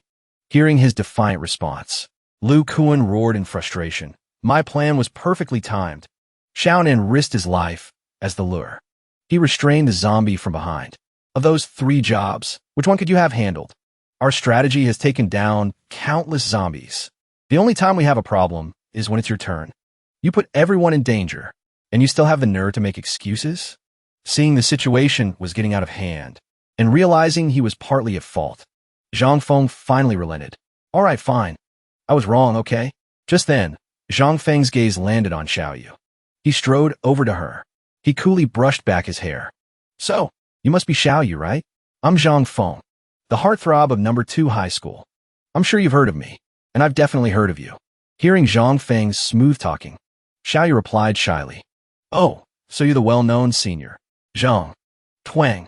Without realizing it, Lu Kuan's brow furrowed. He seemed to have noticed something. Lu Kuan shouted. A noise. There's another zombie. But the sound wasn't a zombie. It was Qin Yu. Eating. He's trying to hoard all the food. Damn, this kid must be starving. All right, fine. Everyone's probably hungry. Let's get something to eat. After we eat, we head back to camp. Xiao Na stared at Xiao Yu for a moment, then asked with curiosity, Hey, Xiao Yu, how come your brother is nothing like you? Xiao Yu said teasingly. That's because we're not blood-related. So, you got her on my big brother, huh? Her secret exposed. Xiao Na's face instantly flushed crimson. Liang Yuan, you little sneak. Where did you learn to tease people about things like this? Lu Kuan, shouldering his pack, led the group. Xiao Na and Qin Yu followed close behind. They moved stealthily down the street. Try not to make any noise that would attract zombies. They arrived before a massive building and stepped inside. We're back, everyone, Lu Kuan announced. As he entered, Qin Yu scanned his surroundings. His gaze settled on a man with a bird's nest of hair sitting beside an elderly woman. Qin Yu thought to himself, this shelter is full of the old and the weak, the infirm. Their combat strength is practically zero. No wonder even a girl like Xiao Na has to go out and scavenge for food. If things go on like this, these people won't survive the apocalypse. Xiao Na ran forward, calling out anxiously, Grandpa. She immediately sat down beside him. She opens the bag. She opens her pack, pulling out a loaf of bread. You must be hungry, Grandpa. We found a lot of food this time. The old man lets out a few weak, dry coughs. Xiao Na, it's dangerous out there. You have to be careful. Lu Kuan calls out, All right, who's hungry? Come and get some food. Don't push. One at a time. Xiao Na's grandfather looks over at Qin Yu, asking with curiosity, And who is this young man? Xiao Na quickly makes the introduction. Grandpa, this is Qin Yu, and this is his little sister, Qin Xiaoyu. If it weren't for them today, you might never have seen your granddaughter again. The old man is overcome with gratitude. This place isn't exactly a paradise, but at least we can look out for one another. If you two don't mind, please stay with us. The siblings reply in unison. Yes, sir, Xiao Na says cheerfully. You all must be tired. Come on, let me find you a room. She leads Qin Yu and Qin Xiaoyu to find a place to stay. On the way, Qin Yu suddenly asks, Your grandfather, he's no ordinary man, is he? Xiao Na replies happily, Of course not. My grandpa is amazing. He's a divine doctor. He's saved countless lives, compared to all those department heads and traditional medicine specialists out there. He's on a whole other level. Qin Xiaoyu says in awe, Wow, but he was coughing so badly. Is he so sick that he can't even heal himself? Xiao Na's expression suddenly darkens. She explains, when he was younger, he suffered some internal injuries from his martial arts training. They left lasting effects. Now that he's older, those old wounds have all resurfaced. That's why he's so weak right now. A thought dawns on Qin Yu. Just as I thought. I knew there was something extraordinary about that old man. Practicing martial arts is supposed to make your body stronger, but his training left him with such severe aftereffects. He must be an ancient martial artist. He clenches his fist. My rank, a level 2 combat skill, is considered pretty strong, but in actual combat, my techniques are still crude. If I face a true master, my weaknesses will be exposed. If I could get some guidance from him and master a systematic fighting style, I wouldn't just reach level 3. I could even take the next step and reach the Grandmaster level. It's entirely possible. Later, Qin Yu asks her to explain their current situation. Tell me about this refugee camp. Without hesitation, she tells him everything. Most of the people here are survivors from the surrounding areas. We all gathered together to look out for one another. It's the only way we've managed to scrape by. Uncle Lu is the most experienced and the strongest among us. He leads every supply run. His eldest son is here too. Zhang Feng is a second-generation heir, handsome and wealthy. But when the zombie apocalypse hit, all that money became useless. Xiao Na continues, the injured man is Mr. Li. Originally, he and Uncle Lu were the ones who went out for supplies. But he was careless once and ended up with a serious injury. So, Zhang Feng and I had to take his place. The two of us together aren't even as strong as Mr. Li alone. Hearing this, Qin Yu confirms his earlier suspicions. So it's true. Most of the people here are weak. If this place gets attacked, I'm afraid only a handful of them could actually fight back. But I have no choice. If I want to get guidance from that old man, I have to protect this camp. The scene shifts to a dark room. Qin Yu lies on the bed. He tossed and turned, unable to sleep. Without Xiaoyu by his side, he felt a strange emptiness. He sat up, wondering what Xiaoyu was doing. Is she asleep yet? He decided to surprise her. And so, he slipped out of his room, turning into the hallway. He went looking for Xiaoyu's room. Qin Yu spotted a room with its door left carelessly ajar. He figured she must be feeling the same way he did. Xiaoyu, this girl, she's thinking the exact same thing as me.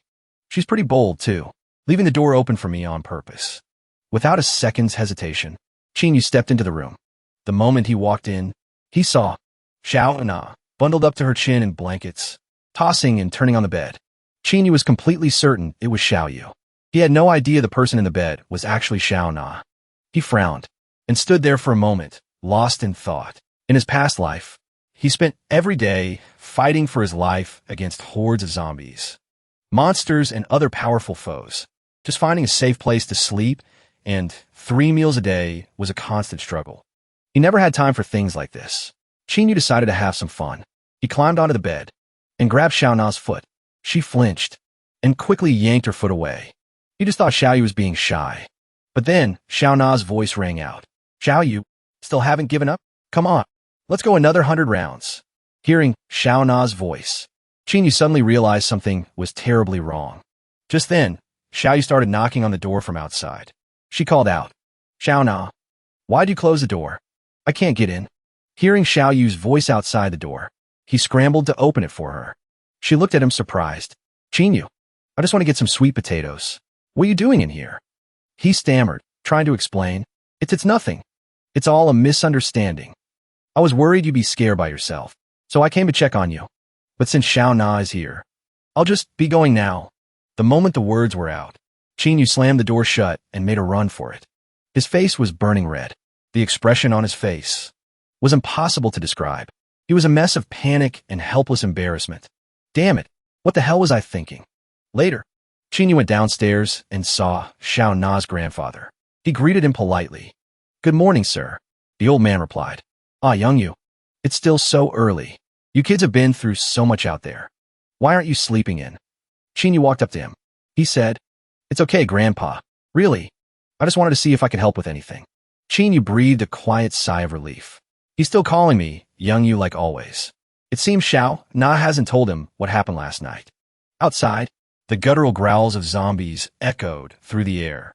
They were clawing and pounding relentlessly at the door. Brotherly whispered to the others, "Everyone, quiet. There's zombies climbing up to our floor." Tears streamed down a young girl's face. She desperately pressed a hand to her mouth, trying to stifle her sobs. "I don't want to die."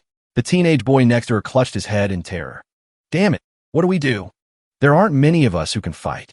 Suddenly, Xiao Na's grandfather pushed himself to his feet with his cane. Qinyu quickly went to his side, placing a hand on his shoulder. "Grandpa, don't move.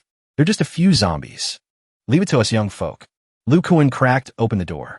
He peeked outside to assess the situation. Not far from the main entrance, a few zombies were clawing at the windows trying to get in. He watched them and asked nervously, "How do these zombies know we were in here?" Qinyu answered calmly from beside him. "Some of them have evolved. They have intelligence. It might only be on the level of a wild animal, but that's enough for them to track us down. After all, even beasts know how to hunt their prey." Hearing this, the color drained from Lu Kuan's face. He buried his face in his hands, groaning. With just a few of us, killing one wouldn't be a problem. With two, someone would probably get hurt. But 5 of them, what are we supposed to do? Just then, he looked up to see Qinyu striding outside, wielding an iron bar. He yelled out in a panic, "Hey, are you crazy? You can't take on that many zombies alone." As soon as the words left his mouth, Xiaoyu appeared at his side. She reassured him, "Don't worry, Uncle Lu. To him, these zombies are nothing." Qinyu's bold move successfully drew the attention of the entire horde. Without a moment's hesitation, they snarled viciously and charged straight for him. Just as one lunged, he sidestepped it with ease and finished it off in the blink of an eye. He had just taken one down when another one rushed forward. Qinyu leaned slightly to the side, dodging the attack. Then, he turned, his eyes glinting sharply as they locked onto the creature. Instantly, a massive, earth-shattering explosion erupted, and when the blast subsided, the zombie was nothing but a charred husk. Witnessing this, a stunned Lu Kuan stammered, "WH-. What is he? Is he a monster?" A moment later, Qinyu had finished clearing out the zombies. He stood tall amidst the battlefield. He quickly turned and walked back toward Lu Kuan. He said, "It's done. Send someone out to repair the wooden planks and iron bars. I'll stand guard." Time passed quickly. The sky above the apartment complex remained a gloomy gray. Once the work was finished, Lu Kuan returned inside and spoke to the others. "Everyone, don't be afraid. The threat has been eliminated. The barricades are repaired too." Hearing this, the people in the building cheered with joy. "Thank God. I was scared to death."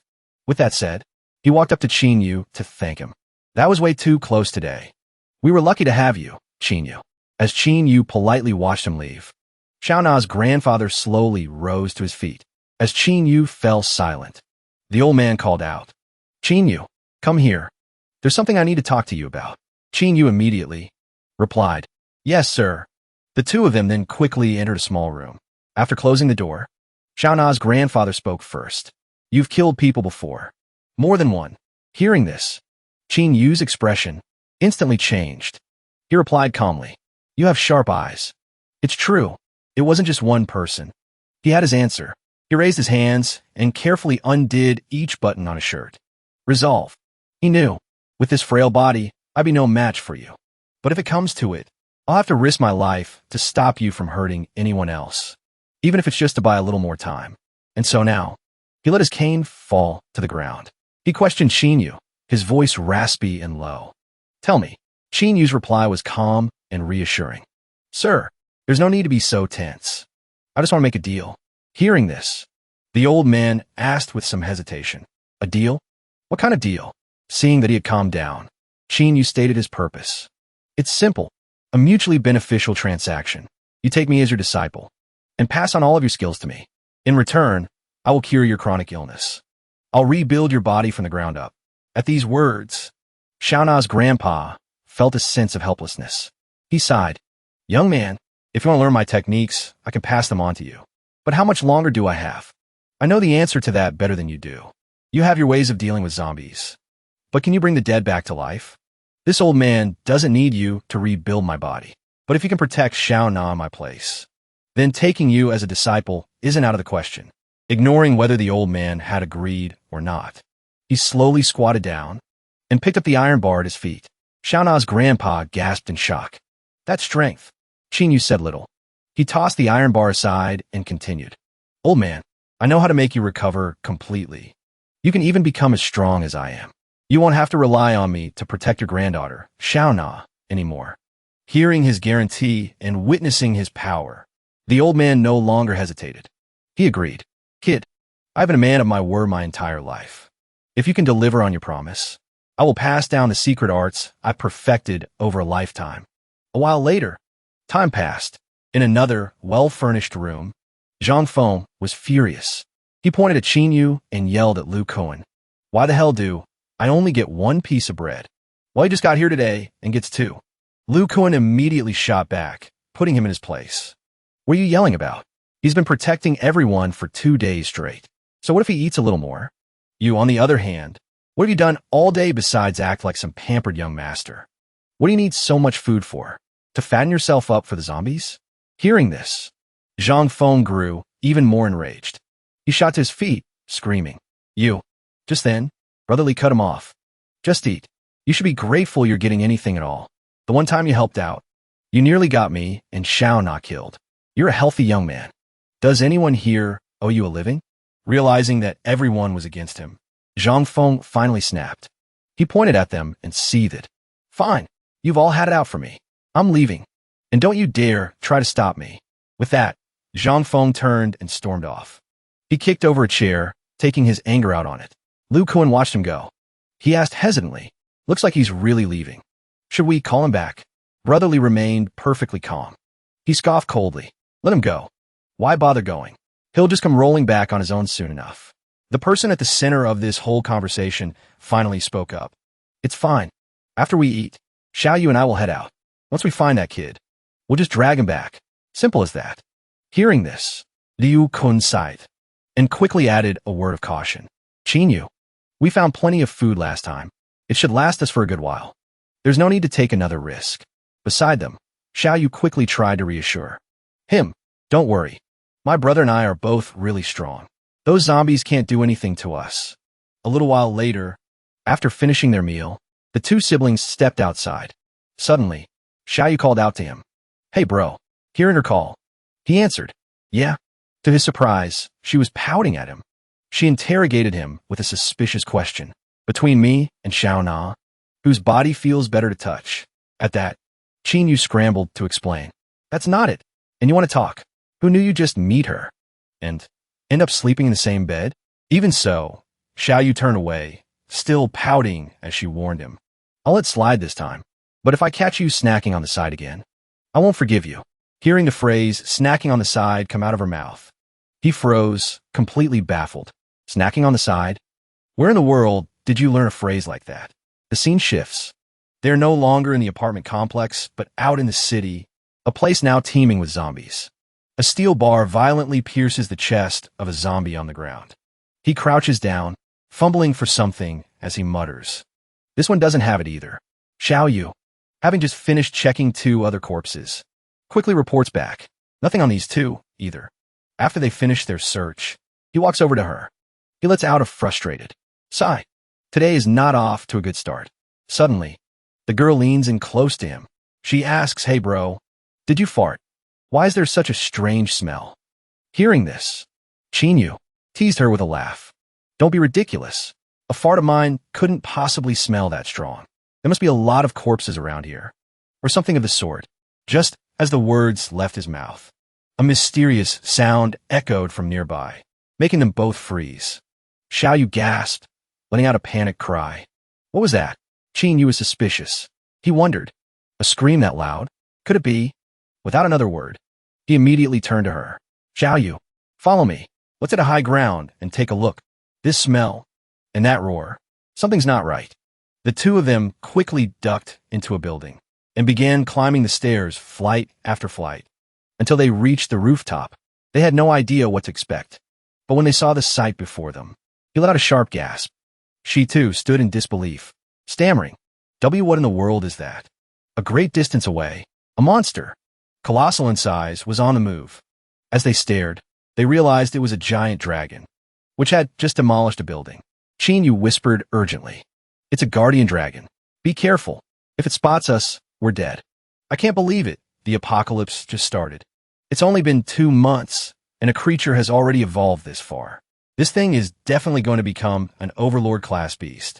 Hearing this, Xiaoyu stared blankly, not understanding. She asked about the guardian dragon.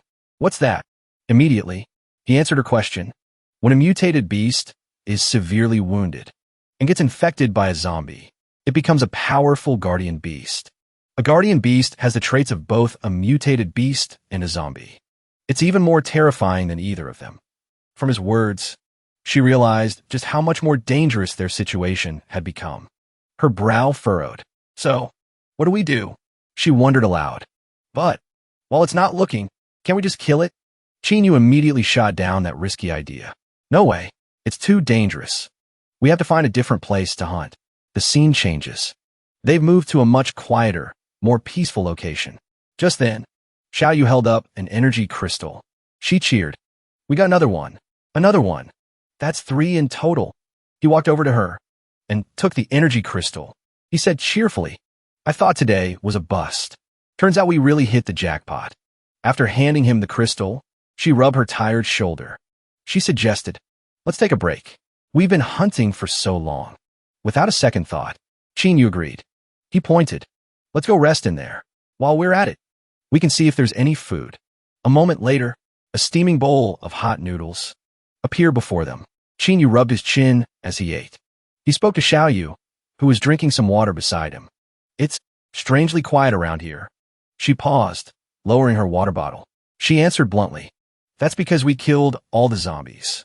But he didn't think so. He immediately countered her. No way. This morning, we only killed 70. 80 of them at most. Don't forget, we're the evolved. Our senses can cover a 1-kilometer radius now. If there were any zombies moving around, there's no way we wouldn't have sensed something. Unless, he trailed off, looking out the window, unless they're hiding on purpose. And just as he said, on the other side of a nearby wall, a zombie was silently watching their every single move. Spotting it, he shot to his feet. Startled, she cried out, Hey, what's wrong? He grabbed his weapon. Xiaoyu, he warned, get ready. It's just as I thought. There's zombies lying in ambush. The moment the words left his mouth, cracks suddenly appeared in the ceiling, right above their heads. A second later, the ceiling came crashing down. A horde of zombies poured down on top of them. Qin Yu immediately thrust his iron rod through a zombie, taking down the first one. He yelled, Xiaoyu, boost your power. Wait, I only left 1 crystal for that old man earlier. We go first. She didn't hesitate, nodding in obedience. After that, the small supermarket was filled with nothing but crazed snarls and the brutal sounds of slaughter. A second later, a shocking explosion erupted, blasting the horde of zombies outside. Tuan Vu, his eyes bloodshot, gripped a glowing iron rod, standing protectively in front of Chu Vu. Just as he managed to calm himself slightly, he struggled to speak to her. No, this isn't good. Then, from the sky, a swarm of strange, dark figures rained down on them. He yelled for Chu Vu as they scrambled to get away. Run. We've been ambushed. The two of them ran forward with all their might. A dense swarm of zombies right on their heels, pursuing them relentlessly. At that moment, Chu Vu asked him, completely confused, aren't zombies supposed to be mindless? How do they know tactics like this? Tuan Vu was just as baffled. I don't know either. Theoretically, They shouldn't possess this kind of intelligence. Suddenly, as they neared an exit, another horde of zombies rushed out to block their path. Not good. We're surrounded. Just when they thought they were cornered, he cursed out loud in frustration. Damn it, there's no way out. But then Chu Vu spotted an escape route. There's a small alley over there. Instantly, the two of them dashed into the narrow alley. However, the relentless zombies continued their pursuit. Suddenly, Tuan Vu stopped in his tracks, moving no further. Seeing this, she called out to him, confused. But before she could finish, he cut her off. Chu Vu, this alley is narrow. You'll be safe if you stay behind me. Power me up. If these mongrels really have intelligence and know how to coordinate, then let's see if they also know. His face was filled with killing intent. As he spoke with menace, what true terror is, Tuan Vu roared as he unleashed his power, as if letting out all his pent-up fury. Then, he charged forward, ready to meet the zombies head-on. Instantly, Tuan Vu unleashed a relentless barrage of attacks. Even so, they showed no fear, continuously lunging and growling. Seeing this, his fighting spirit only burned hotter. Bring it on. The moment he spoke, right where Tuan Vu was fighting, a massive explosion erupted. As the blast subsided, he quickly struck down one of the lead zombies. Although a good number of them had been wiped out, the rest were still stubbornly pressing on, swarming him without end. Their persistence was starting to infuriate Tuan Vu. Still not giving up, huh? Looks like if I don't finish you all off, you never go to stop. Meanwhile, Chu Vu had noticed something. She shouted to him. Look over there, on top of that tall building. Following her gaze, he saw 3 zombies watching them intently. It only took a single glance for him to understand everything. I knew it. So that's why these zombies are so coordinated in battle. Those things up there must be behind this. Next, Tuan Vu began giving instructions, a plan already forming in his mind. Xiao Yu, stay close to me. We're going right through them. We need to find those 3 and settle the score. The zombies continued to swarm into the narrow alley where they stood. Suddenly, a terrifying force shattered the wall of the adjacent building. Both he and Xiao Yu were ready to execute their plan. At the same time, a large-headed zombie on a nearby skyscraper was staring down at them. The two of them quickly darted away, shaking off the pursuing zombies. As soon as they reached the staircase, Qin Yu said to Xiao Yu, hurry upstairs. I'm going to destroy the staircase. Let's see how they follow us then. Immediately after, he swung his arm, cutting clean through the stairs. Just as Qin Yu had said, the bottom of the staircase exploded into pieces. Amidst the chaos of the zombie horde, their path was destroyed. Xiao Yu shot a taunting look at the zombies below. In an instant, the enraged zombies roared and surged forward. Seeing their movement, she quickly warned, hey, look, they're making a ladder out of their own bodies. He replied, ignore them. We need to deal with those 3. Once they're gone, the rest will just fall apart. They're not a threat. Qin Yu decisively threw the door open. It seemed the zombies had been waiting for him and Xiao Yu. The blue and red zombies rose to their feet, ready to leap into battle. Seeing this, Qin Yu quickly made an assessment. Xiao Yu, be careful. If I'm not mistaken, the one in the middle has the ability to control the others. It's controlling the 2 beside it. Then, she asked curiously, so you're saying the reason those zombies downstairs can work together is because it's controlling all of them? After a moment of observation, he calmly confirmed, that's right. It's the one in control. The ability to control so many zombies made Qin Yu suspect this creature's power might even surpass his own fire gate. The moment Qin Yu finished speaking, the large-headed zombie pointed its finger and let out a piercing shriek, giving a command. Just as expected, the red zombie instantly growled and charged toward him. As it moved, its body erupted in blazing flames. Then, the red zombie opened its mouth wide, ready to spew a torrent of fire to incinerate Qin Yu. Seeing the situation, Xiao Yu immediately shouted, Qin Yu, use your fire to fight it. Qin Yu's powerful flames clashed head-on with his opponent's fiery blast. Suddenly, from within the clashing flames, the blue zombie shot out. It swung its arm, attacking Qin Yu with extreme ferocity. The perilous situation made Xiao Yu cry out in worry. Qin Yu, watch out. Luckily, a sharp blast of icy energy shot out just in time, knocking the blue zombie away. It was Xiao Yu, unable to stand by any longer, who had taken action. She said coldly, "Get away from him." After regaining his composure, Qinyu immediately advanced, praising, "Nice one, Xiaoyu." The iron bar in his hand struck its body, but seemed to do no damage at all. However, Qinyu didn't flinch. Instead, he muttered with curiosity, "That tough, huh?" Immediately after, the iron bar became wreathed in fiery power, and he forcefully plunged it through the blue zombie's body. At the same time, he said, "Then let's see you handle this." The attack seemed to inflict excruciating pain on it. It shrieked relentlessly, while the blue zombie was still screaming. Qinyu quickly backed away. Then, he carefully instructed Xiaoyu, "Get back." Without a moment's hesitation, Xiaoyu obeyed and quickly retreated. It seemed the blue zombie had flown into an absolute rage. It unleashed its full power, freezing almost everything around it. While hiding behind a wall, Qinyu whispered to Xiaoyu, "Give me the yang enhancement." Hearing this, Xiaoyu immediately started to object. But Qinyu, before she could finish, he cut her off. "I have a plan. It has to be now. Hurry." Meanwhile, the two zombies, blue and red, were frantically searching for them everywhere. Then, Qinyu appeared right behind them. "Looking for someone?" he taunted. He raised the iron rod in his hand, issuing a challenge. "Come on, you mongrels." The moment they saw Qinyu, they let out aggressive growls and charged at him in a frenzy. In an instant, the red zombie had him pinned to the floor. The sight brought immense satisfaction to the big-headed zombie. It let out a guttural cackle. Suddenly, something startled it. Its gaze darted to the side. There, Qinyu had somehow appeared behind the big-headed zombie without anyone noticing. The blue and red zombies were also stunned, their jaws agape in disbelief, ready to deliver the killing blow. He growled, raising the iron rod high. Then, the enchanted iron rod pierced straight through the big-headed zombie's skull. The sight left the others frozen in shock, utterly horrified. Immediately, they collapsed to the floor, as if all their strength had been drained away. Still, the blue zombie struggled to get back up. Before it could, Qinyu's rod plunged straight through its head. A moment later, he let out a sigh of relief. "Guess that's that."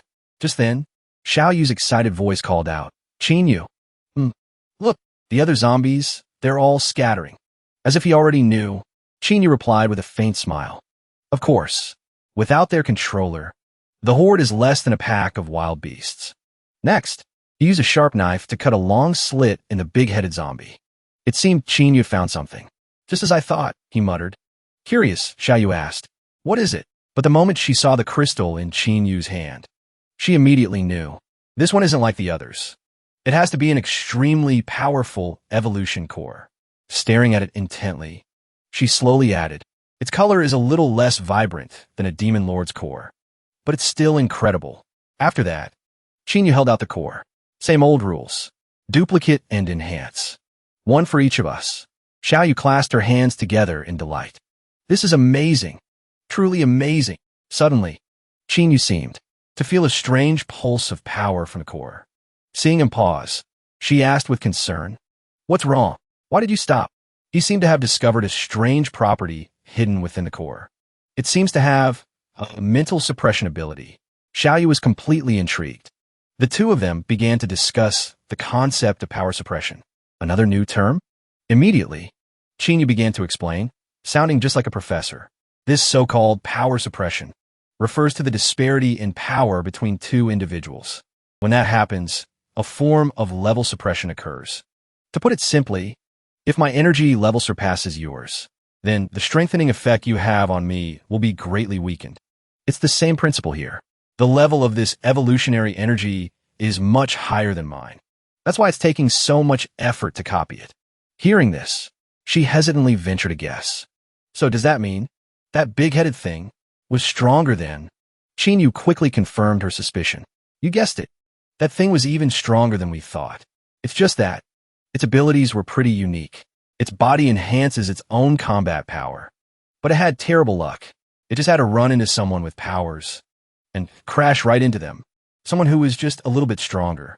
My guess is it controlled that horde of zombies to attack us, because it wanted to defeat us, and then take control of our bodies, to expand its zombie army.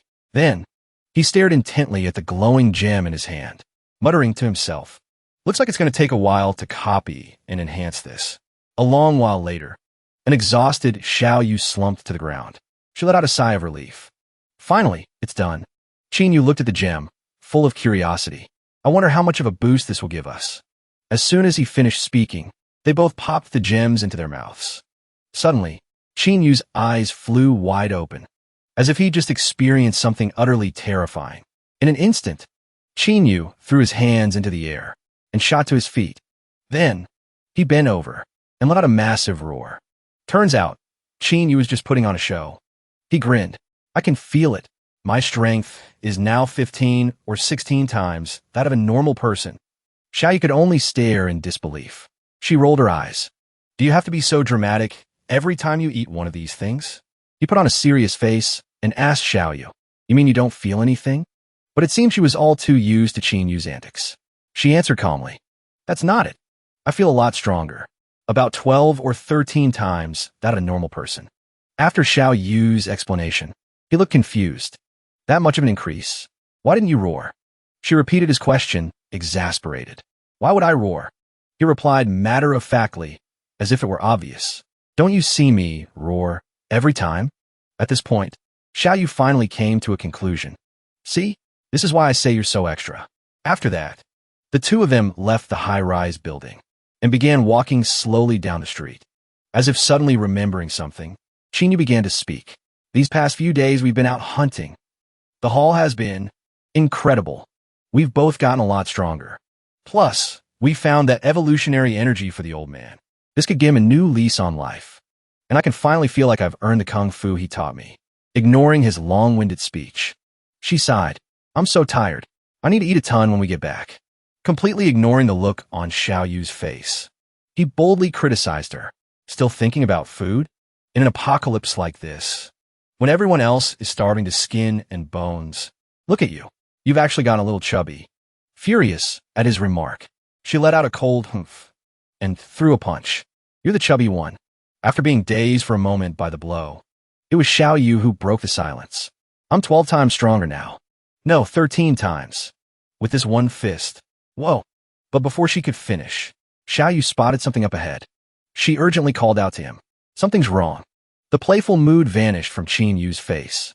He could smell it too, the scent of fresh blood in the air. As he made his assessment, Xiao Yu's voice was laced with worry. Up ahead. That's our shelter. Don't tell me it was overrun by zombies. The moment they arrived, a gruesome scene greeted them. Everyone in the shelter had been brutally massacred. He couldn't believe his eyes. He was stunned. Xiao Yu was just as horrified. How? How could this have happened?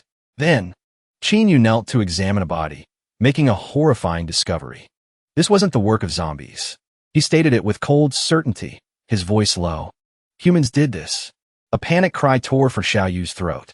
Xiaona, are you alive? Seeing the carnage, a wave of dread washed over Qin Yu. Xiaona was gone. So were the old man and Lu Kuan. When she couldn't find them among the bodies, tears streamed down her face.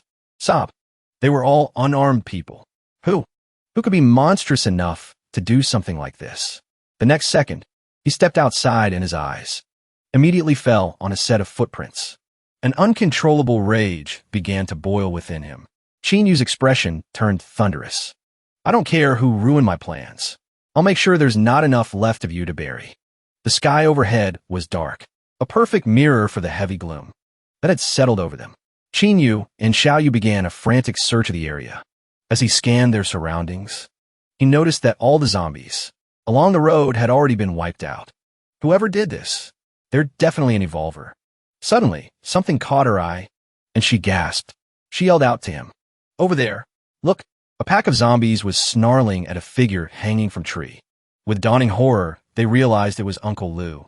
Unable to contain his fury, Qin Yu gritted his teeth. Let's get him down. Now. As Uncle Lu's eyes fluttered open, they desperately called out his name. Seeing he was awake, Qin Yu leaned in close. Tell me, who did this to you? Despite being brutally tortured, Uncle Lu managed to curse with pure venom in his voice. That treacherous animal. Hearing that, Qin Yu's eyes widened in realization. Zhang Feng. The man confirmed, his voice laced with pain. Yes, it was him. Having identified the culprit, Qin Yu's voice softened with grim promise. I'll avenge everyone. At that, an overwhelming wave of pain washed over Uncle Lu, and tears streamed from his eyes. Please, do one last thing for me. Kill me.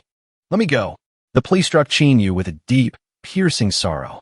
But he knew he had no other choice but to grant the man's last wish. I understand.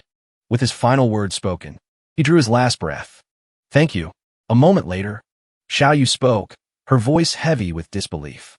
Zhang Feng, why would it be him? How is he even capable of something like this? Unless he also became an evolver. Qin Yu spoke up, explaining how Zhang Feng could have possibly gained such strength. There are two lines of reasoning. Either he found a companion who helped him obtain evolutionary energy, or he awakened on his own and became an evolver. In an instant, she grasped the main point.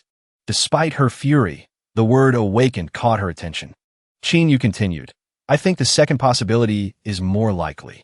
There are some people who, when faced with extreme danger and hardship, have their latent potential unlocked. That's how they awaken and become evolvers. The scene shifts to a high-rise building, where three thugs are standing guard. The black-haired lackey sighed. Man, I'm beat. Hearing that, the scar-faced goon shot back with a sneer. Hey, watch it. We just got a new leader. Acting all lazy like that. You're gonna get yourself killed. As if he'd been struck a nerve, the lackey with spiky hair quickly replied. Yeah, you're right.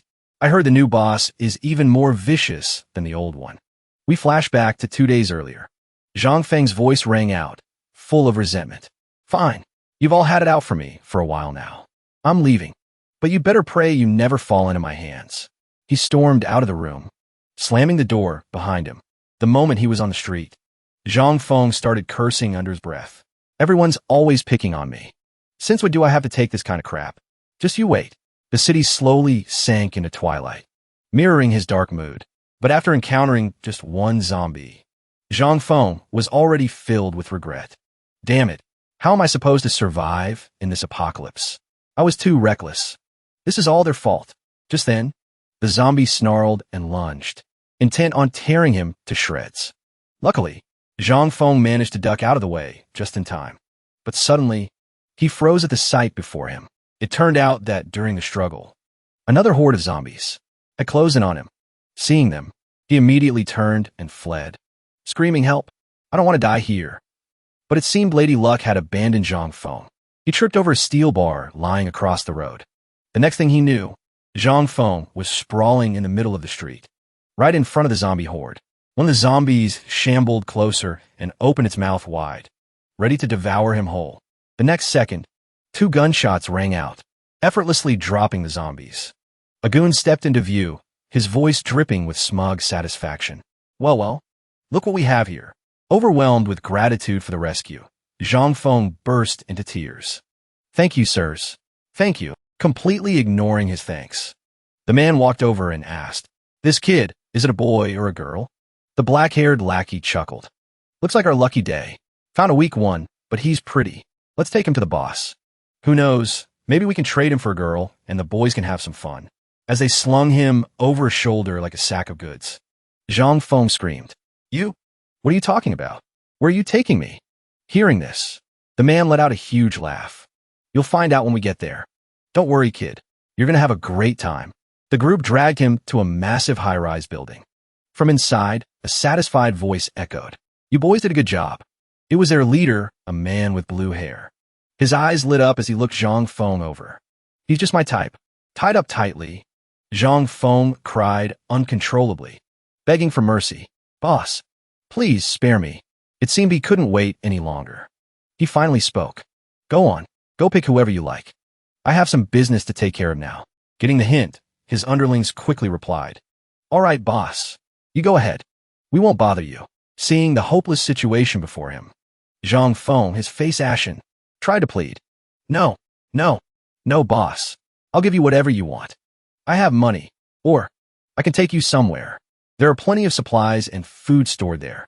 There are women too, boss.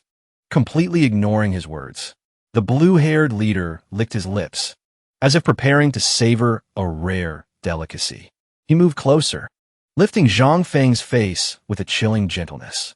Such a pretty thing. I have plenty of all that. Instead, I just want you. Then, his piercing screams of pain and humiliation echoed throughout the eerily luxurious room. While adjusting his clothes, the blue-haired leader laughed heartily. "Oh, my dear little Feng, you've given me a pleasure I've never known before," he said, panting, as if to mark his absolute ownership. "I'm going to cherish you.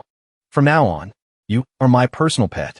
After the long ordeal, Zhang Feng was drenched in sweat, but he still managed to answer, "Yes, Master, I will be obedient." However, the blue-haired leader's expression remained possessive. "But you can't betray me, especially not for those women. I won't allow you to go chasing after them. So, I'll just have to find a way to sever your interest in women completely."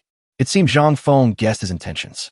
He screamed in terror, "Master, you don't mean you're going to..."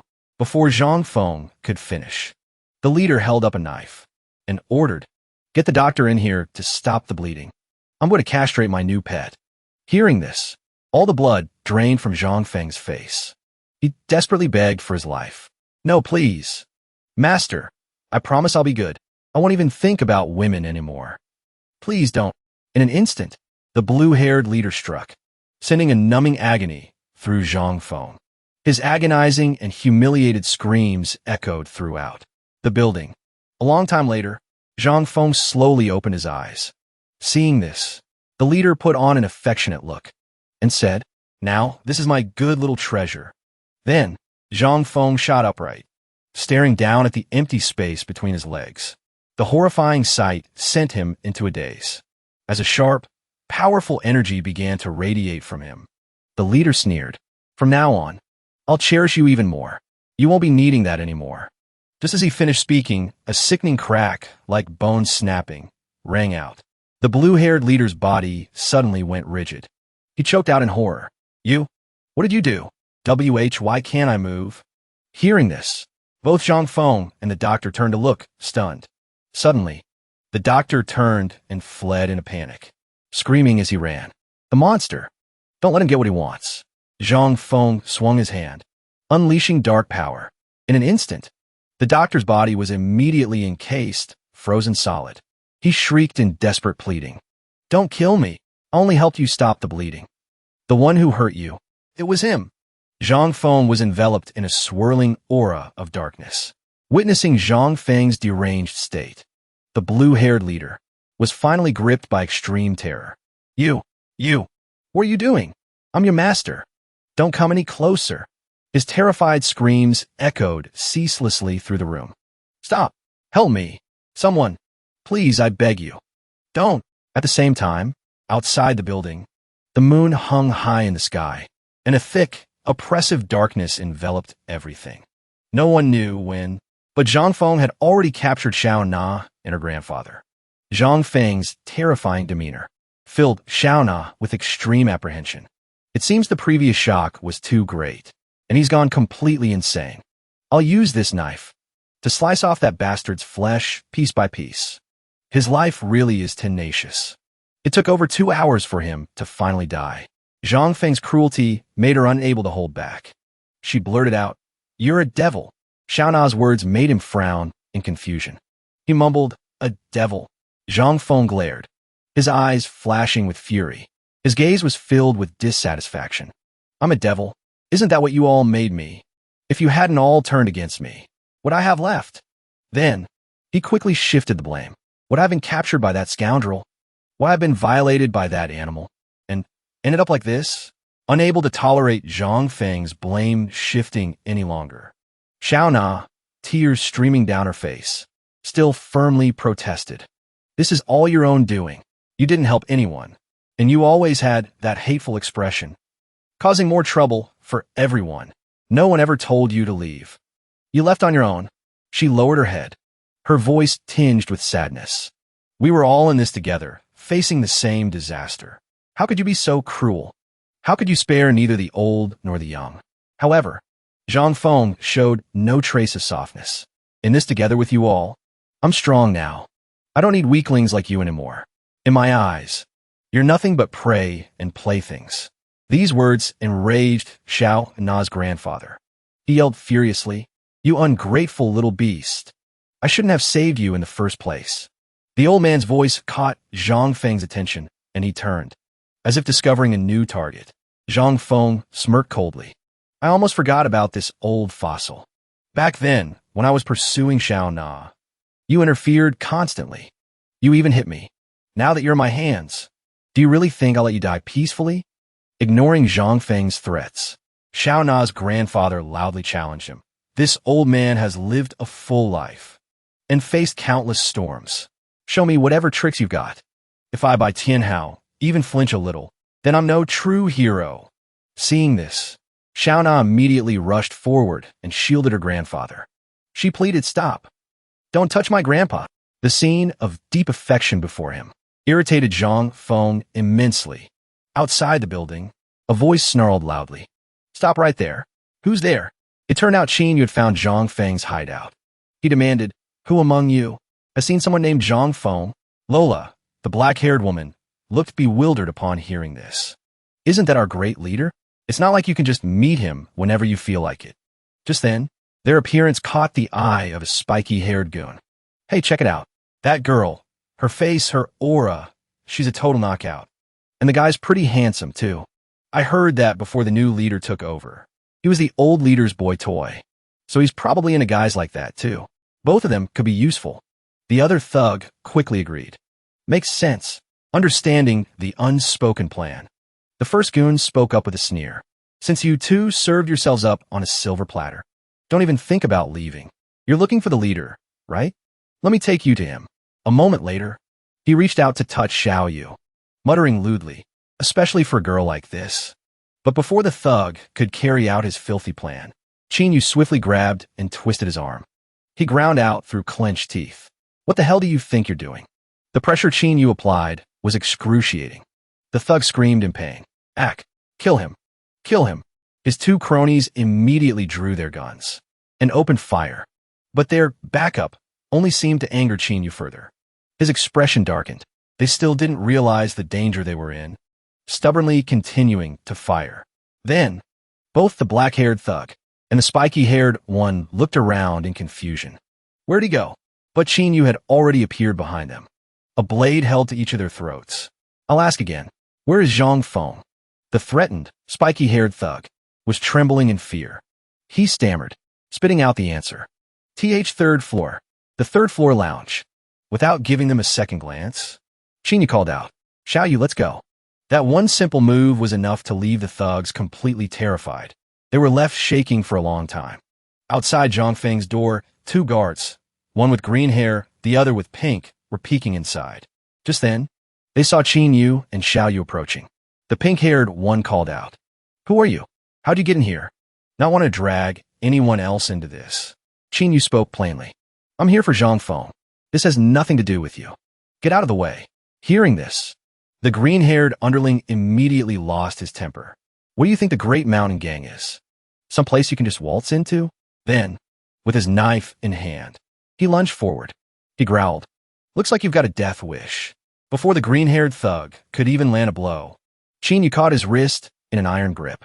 In the blink of an eye, the thug's body was sent flying down the hall. The horrifying sight left the pink-haired underling completely stunned. His jaw dropped in shock. He couldn't help but let out a scream. Monster! The commotion woke everyone else in the building. A chorus of voices rose up. What's going on? What's all that noise? Yeah, what's happening? Seeing his buddies arrive, the pink-haired guard immediately pointed. This kid's a monster. Everyone be careful. A reckless thug in sunglasses stepped forward. He sneered. Hey, little lady, how about we show you the joys of being a real woman today? Their sheer stupidity left Qin Yu so disgusted that he didn't even bother to respond. You only needed one hand to slam his head deep into the wall. The moment they witnessed Qin Yu's terrifying strength, they were all in shocked disbelief. What the?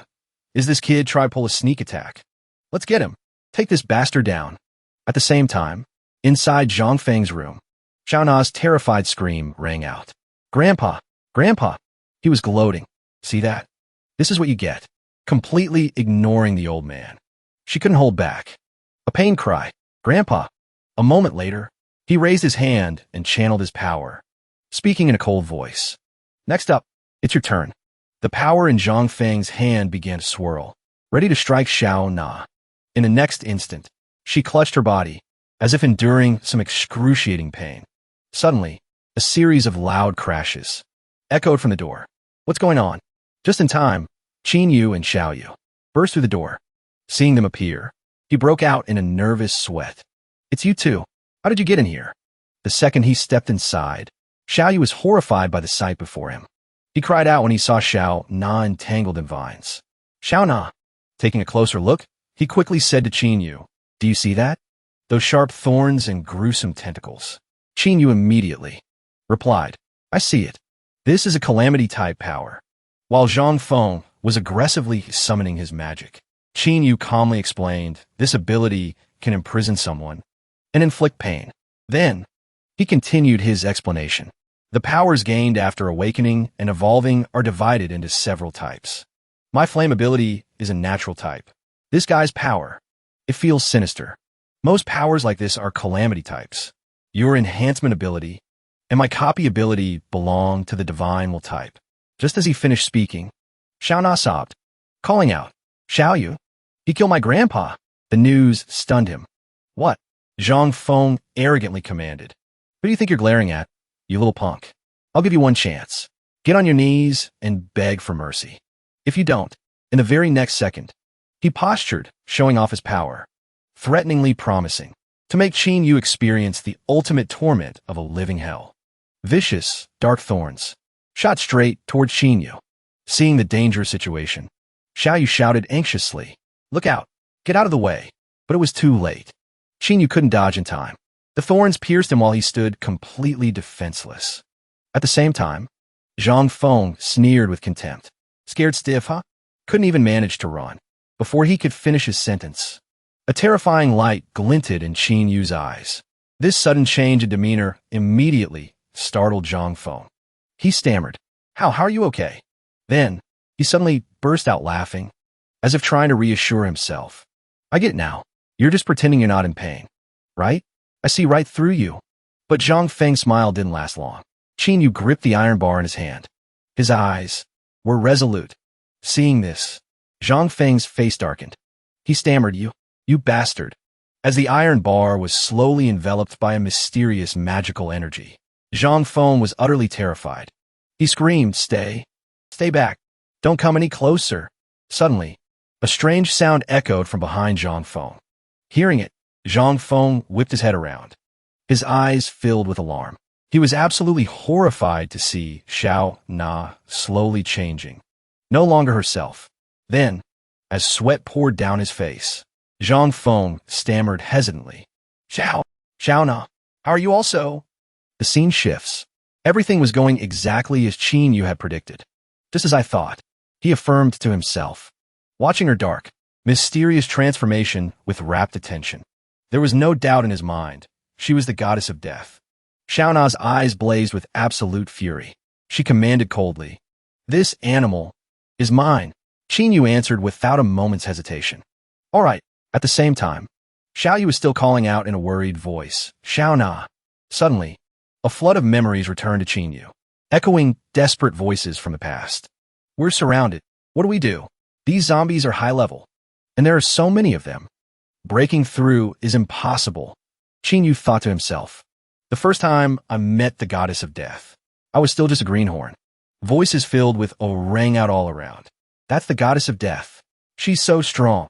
As he recalled her magnificent image from the past, his thoughts continued. Her combat power was monstrous. She could slaughter hundreds of zombies as if it were nothing. He mused. On top of that, she held the title Death's Descent, wielding the strongest calamity system powers. An image of the goddess of death appeared in his mind, looking utterly bored. She pouted, muttering, "It's over in a flash again." How boring. Qin Yu's recollection continued. Her power shook the apocalypse to its core. Whether they were human, zombies, mutated beasts, or other races who dared to fight her, none survived. Afterward, Xiaohei, who was always by her side, asked, "Where should we go have fun next?" As he remembered, Qin Yu thought, "She's a lone wolf. Her personality is impossible to predict.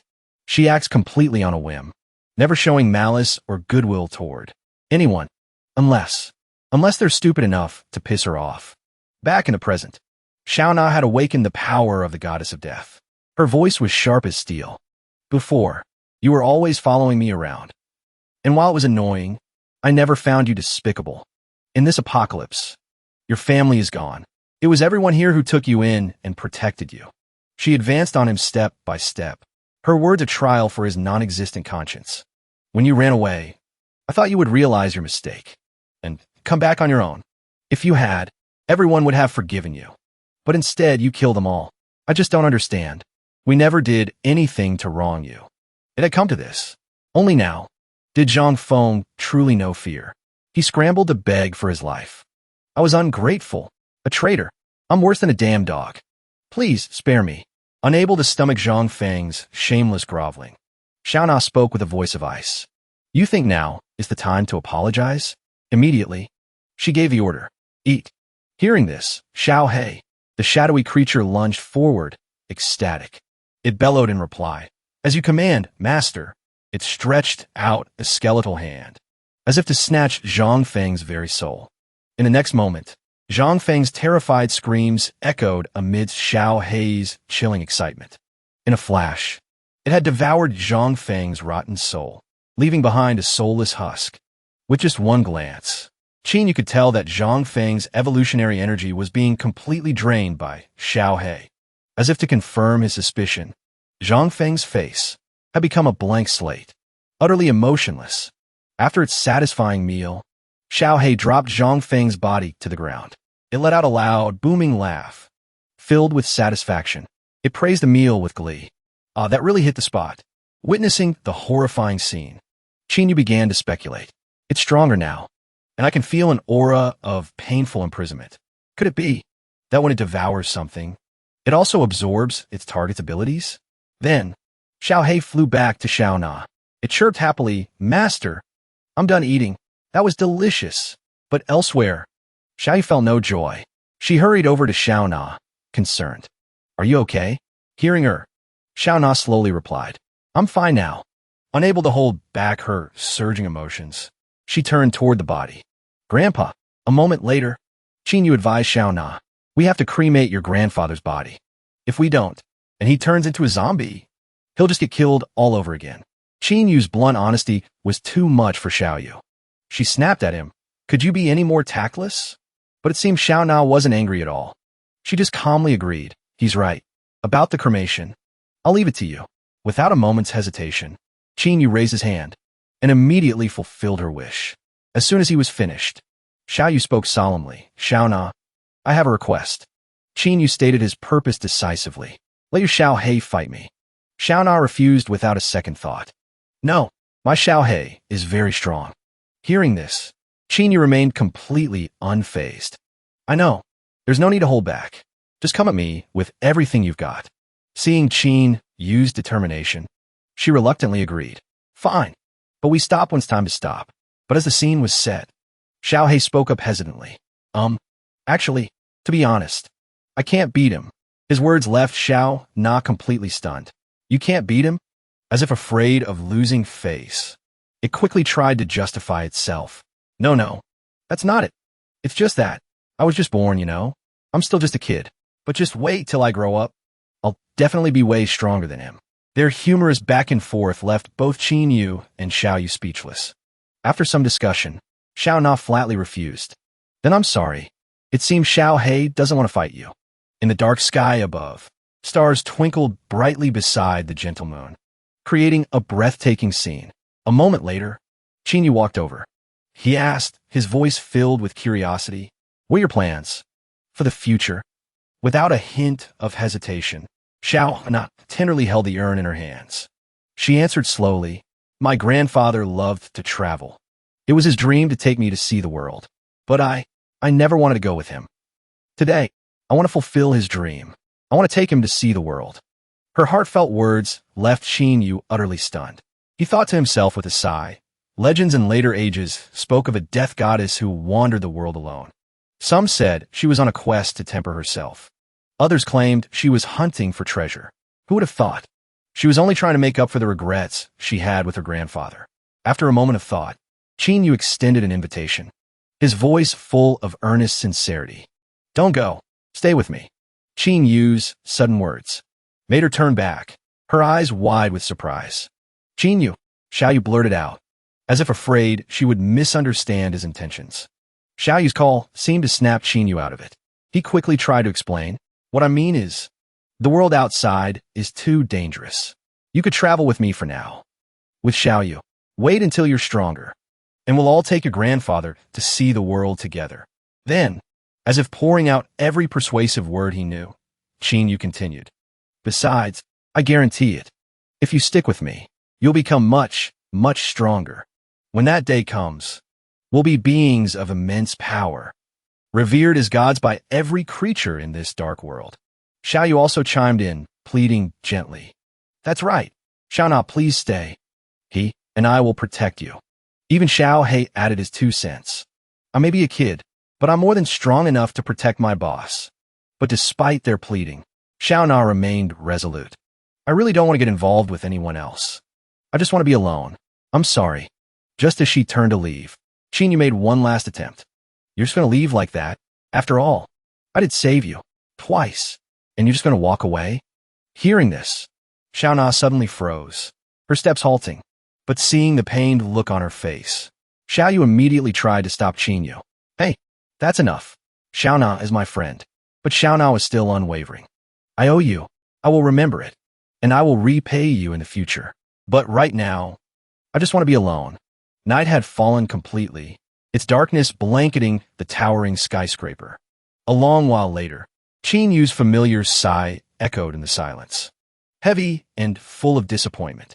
Seeing him like this, Xiaoyu quickly began to imitate his earlier, desperate plea. Don't go. Stay with me. I'll protect you. She teased. So how does it feel, letting a beautiful girl slip right through your fingers? You can't stand it, can you? Even so, Qin Yu still had a look of complete confusion. Are you making fun of me again? Think about her ability. Her power has to be S rank, maybe even several times stronger than an S rank.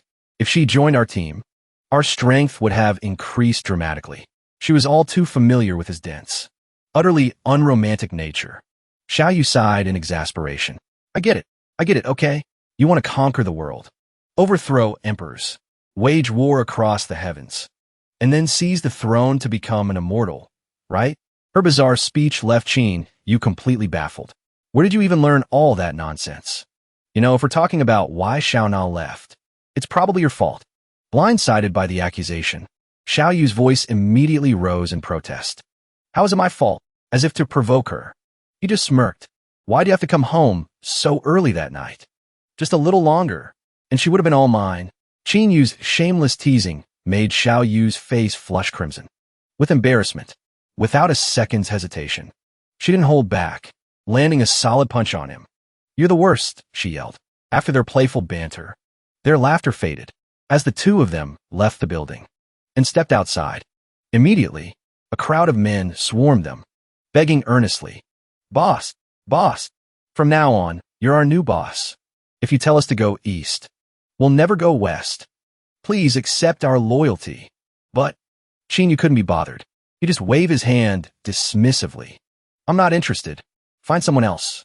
Suddenly, an idea struck him. He asked curiously, Your private stash. You guys must have a lot of weapons, right? Take me to see them. The lackey replied enthusiastically. You've come to the right person. This clubhouse used to belong to our former leader, Li Dashin.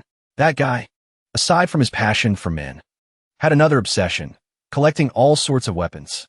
We're talking guns, sabers, swords, hammers, nundash, chucks, and even ropes, and collapsible batons. Hearing the lackey ramble on, Brother Sho grew annoyed. He smacked him on the head and snapped. Why are you talking about all that junk? The boss is asking about guns to fight zombies. What good is all that other crap you're listing? Hearing that, a glint of interest appeared in Qin Yu's eyes. Weapons like that are good, too.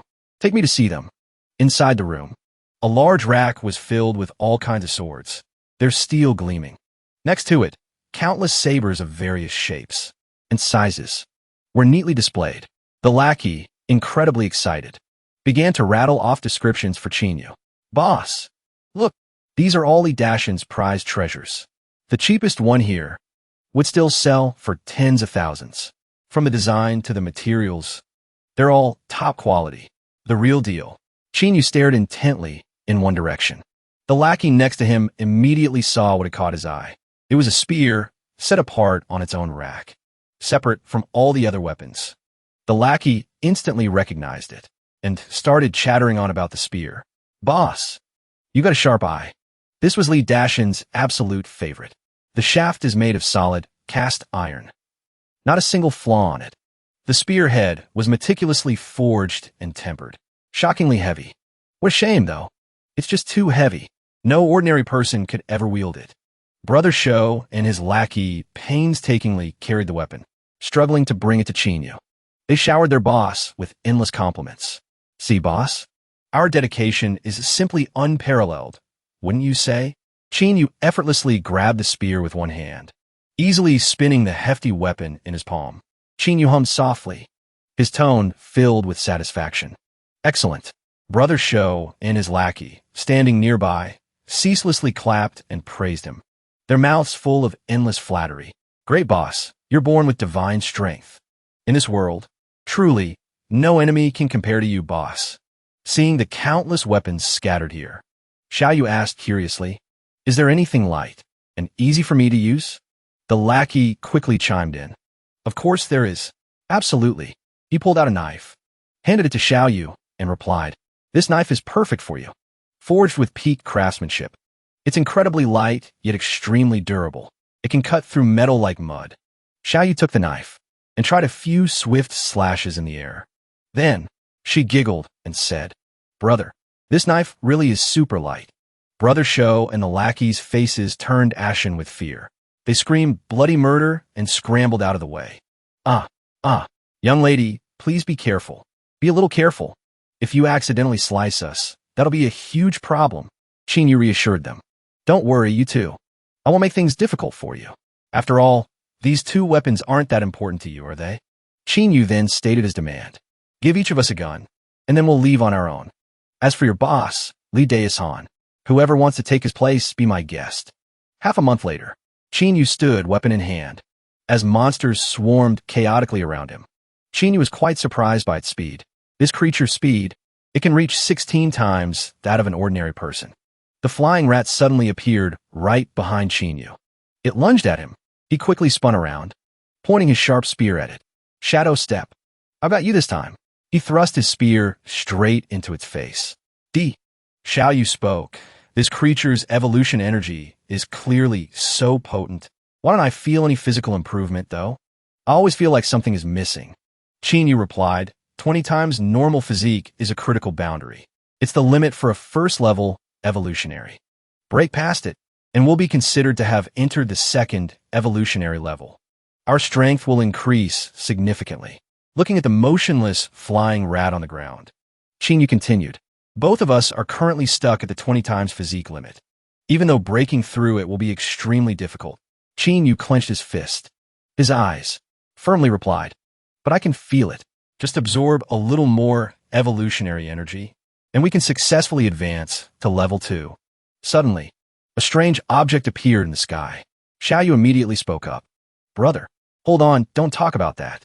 Look, seeing the crimson clouds appearing in the sky. Blood rain. It's here again. The blood rain began pouring down heavily. Chinyu grumbled. He let out a soft humph. Even with a physique 20 times stronger, it still hurts. When hit by the blood rain, Chinyu asked Xiaoyu with concern. The blood rain, does it bother you? Don't you feel uncomfortable? Xiaoyu replied. Not really. Nothing. He had instructed Xiaoyu. No matter what, they had to get out of the rain first. In a warehouse, Chinyu pushed open the old door. The two brothers stepped inside. Chinyu spoke. Looks like this is a lumber warehouse. Xiaoyu turned to his brother. Brother, I'm hungry. I haven't eaten in so long. Let's have some noodles. The two brothers sat by a fire. Each held a bowl of hot instant noodles. Smells so good. Noticing something was off, Chinyu warned him. Someone's coming. Be careful. Xiaoyu asked. Is it a zombie? No, Chinyu replied. A zombie's footsteps aren't that rhythmic. That's a person. Li Song sniffed the air. He spoke up. Sounds like someone's here. I smell noodles. Li Song pointed his gun at Qin Yu's head. He sneered. Huh, so there really is someone here. Qin Yu calmly continued eating his noodles. Then he spoke coolly. Don't point your gun at me. I'm only going to say this once. Sensing the rising tension, Lao La quickly tried to de-escalate. Apologies. My friend, we didn't expect to find anyone in here. Sorry for the intrusion. Would you mind if we took shelter from the rain for a bit? Qin Yu answered. That was all Li Song needed to hear. He exploded with rage. You little brat. I'm talking to you. Are you too damn hungry to have any manners? You need me to teach you a lesson? Lao La quickly stepped in to stop Li Song. Knock off. Just behave yourself. Xiao Yu turned and asked, Brother, are they all evolved? Qin Yu explained. Yeah, all 4 of them are evolved, but they're very low level. They probably haven't been evolved for long. The one with the beard has trained in martial arts. He's got some real power. The other 3 are far weaker. Everyone's jaw dropped in shock after hearing what Qin Yu said. Lao La praised Qin Yu. This young man has a sharp eye. Ahem. You've got some skill yourself. Li Song stood to the side, impressed despite himself. He mumbled, just a lucky guess. He's probably just talking nonsense. Everyone sat down to eat. No one said another word. Suddenly, a noise. Xiao Yu looked up toward the door. A stranger appeared. A mocking smile played on his lips. Everyone stared, confused and wary. They watched Xiao Feng intently. Xiao Feng pushed the door open and leaned against the frame. He spoke in a relaxed, theatrical tone. A bamboo staff and sandals, lighter than any steed. A single coat of straw to weather life's misty rain is all a man will ever need. Gentlemen, how do you do? Xiao Feng spoke with a playful tone. He began, I am but a humble traveler. I saw this place was bright and spacious, and came seeking shelter from the rain. I hope you'll allow it. Li Song was disgusted by Xiao Feng's phony, formal act. He snapped at him. Cut the crap. You're not welcome here. Get lost. Hearing this, Xiao Feng's patience wore thin. He scowled. If you insist on being so unreasonable, then don't blame me for being discourteous. Li Song raised his gun and scowled. His face hardened. At a loss for words, it seemed he couldn't get a single sentence out. Seeing this too, glanced over at Xiao Yu. He warned her in a low voice. If a fight breaks out, make sure you protect yourself. Be careful. Xiao Feng flipped him the bird, his voice dripping with provocation. Who the hell do you think you are? You own this place? I'm just staying out of the rain. So what? Bite me. His face was a mask of pure mockery. He kept taunting him. Pissed you off, huh? Yeah, nya, nya. Li Song was furious. He roared. You little punk. Nearby, Xiao Yu stood quietly watching them argue. Seeing the scene unfold, she couldn't help but let out a soft laugh. She quickly covered her mouth, tried to hide her smile. Li Song seethed. That's it. I'm going to deal with you today. Suddenly, Lao La stepped forward, placing a hand on Li Song's shoulder. His voice was placating. All right, that's enough. Knock it off. You're the one making a scene. Xiao Feng noticed Xiao Yu standing there. He let out a sudden exclamation, quickly trying to start a conversation with her. Oh, and who is this beautiful lady? Hey, you're really beautiful. Even more beautiful than a goddess come down to earth.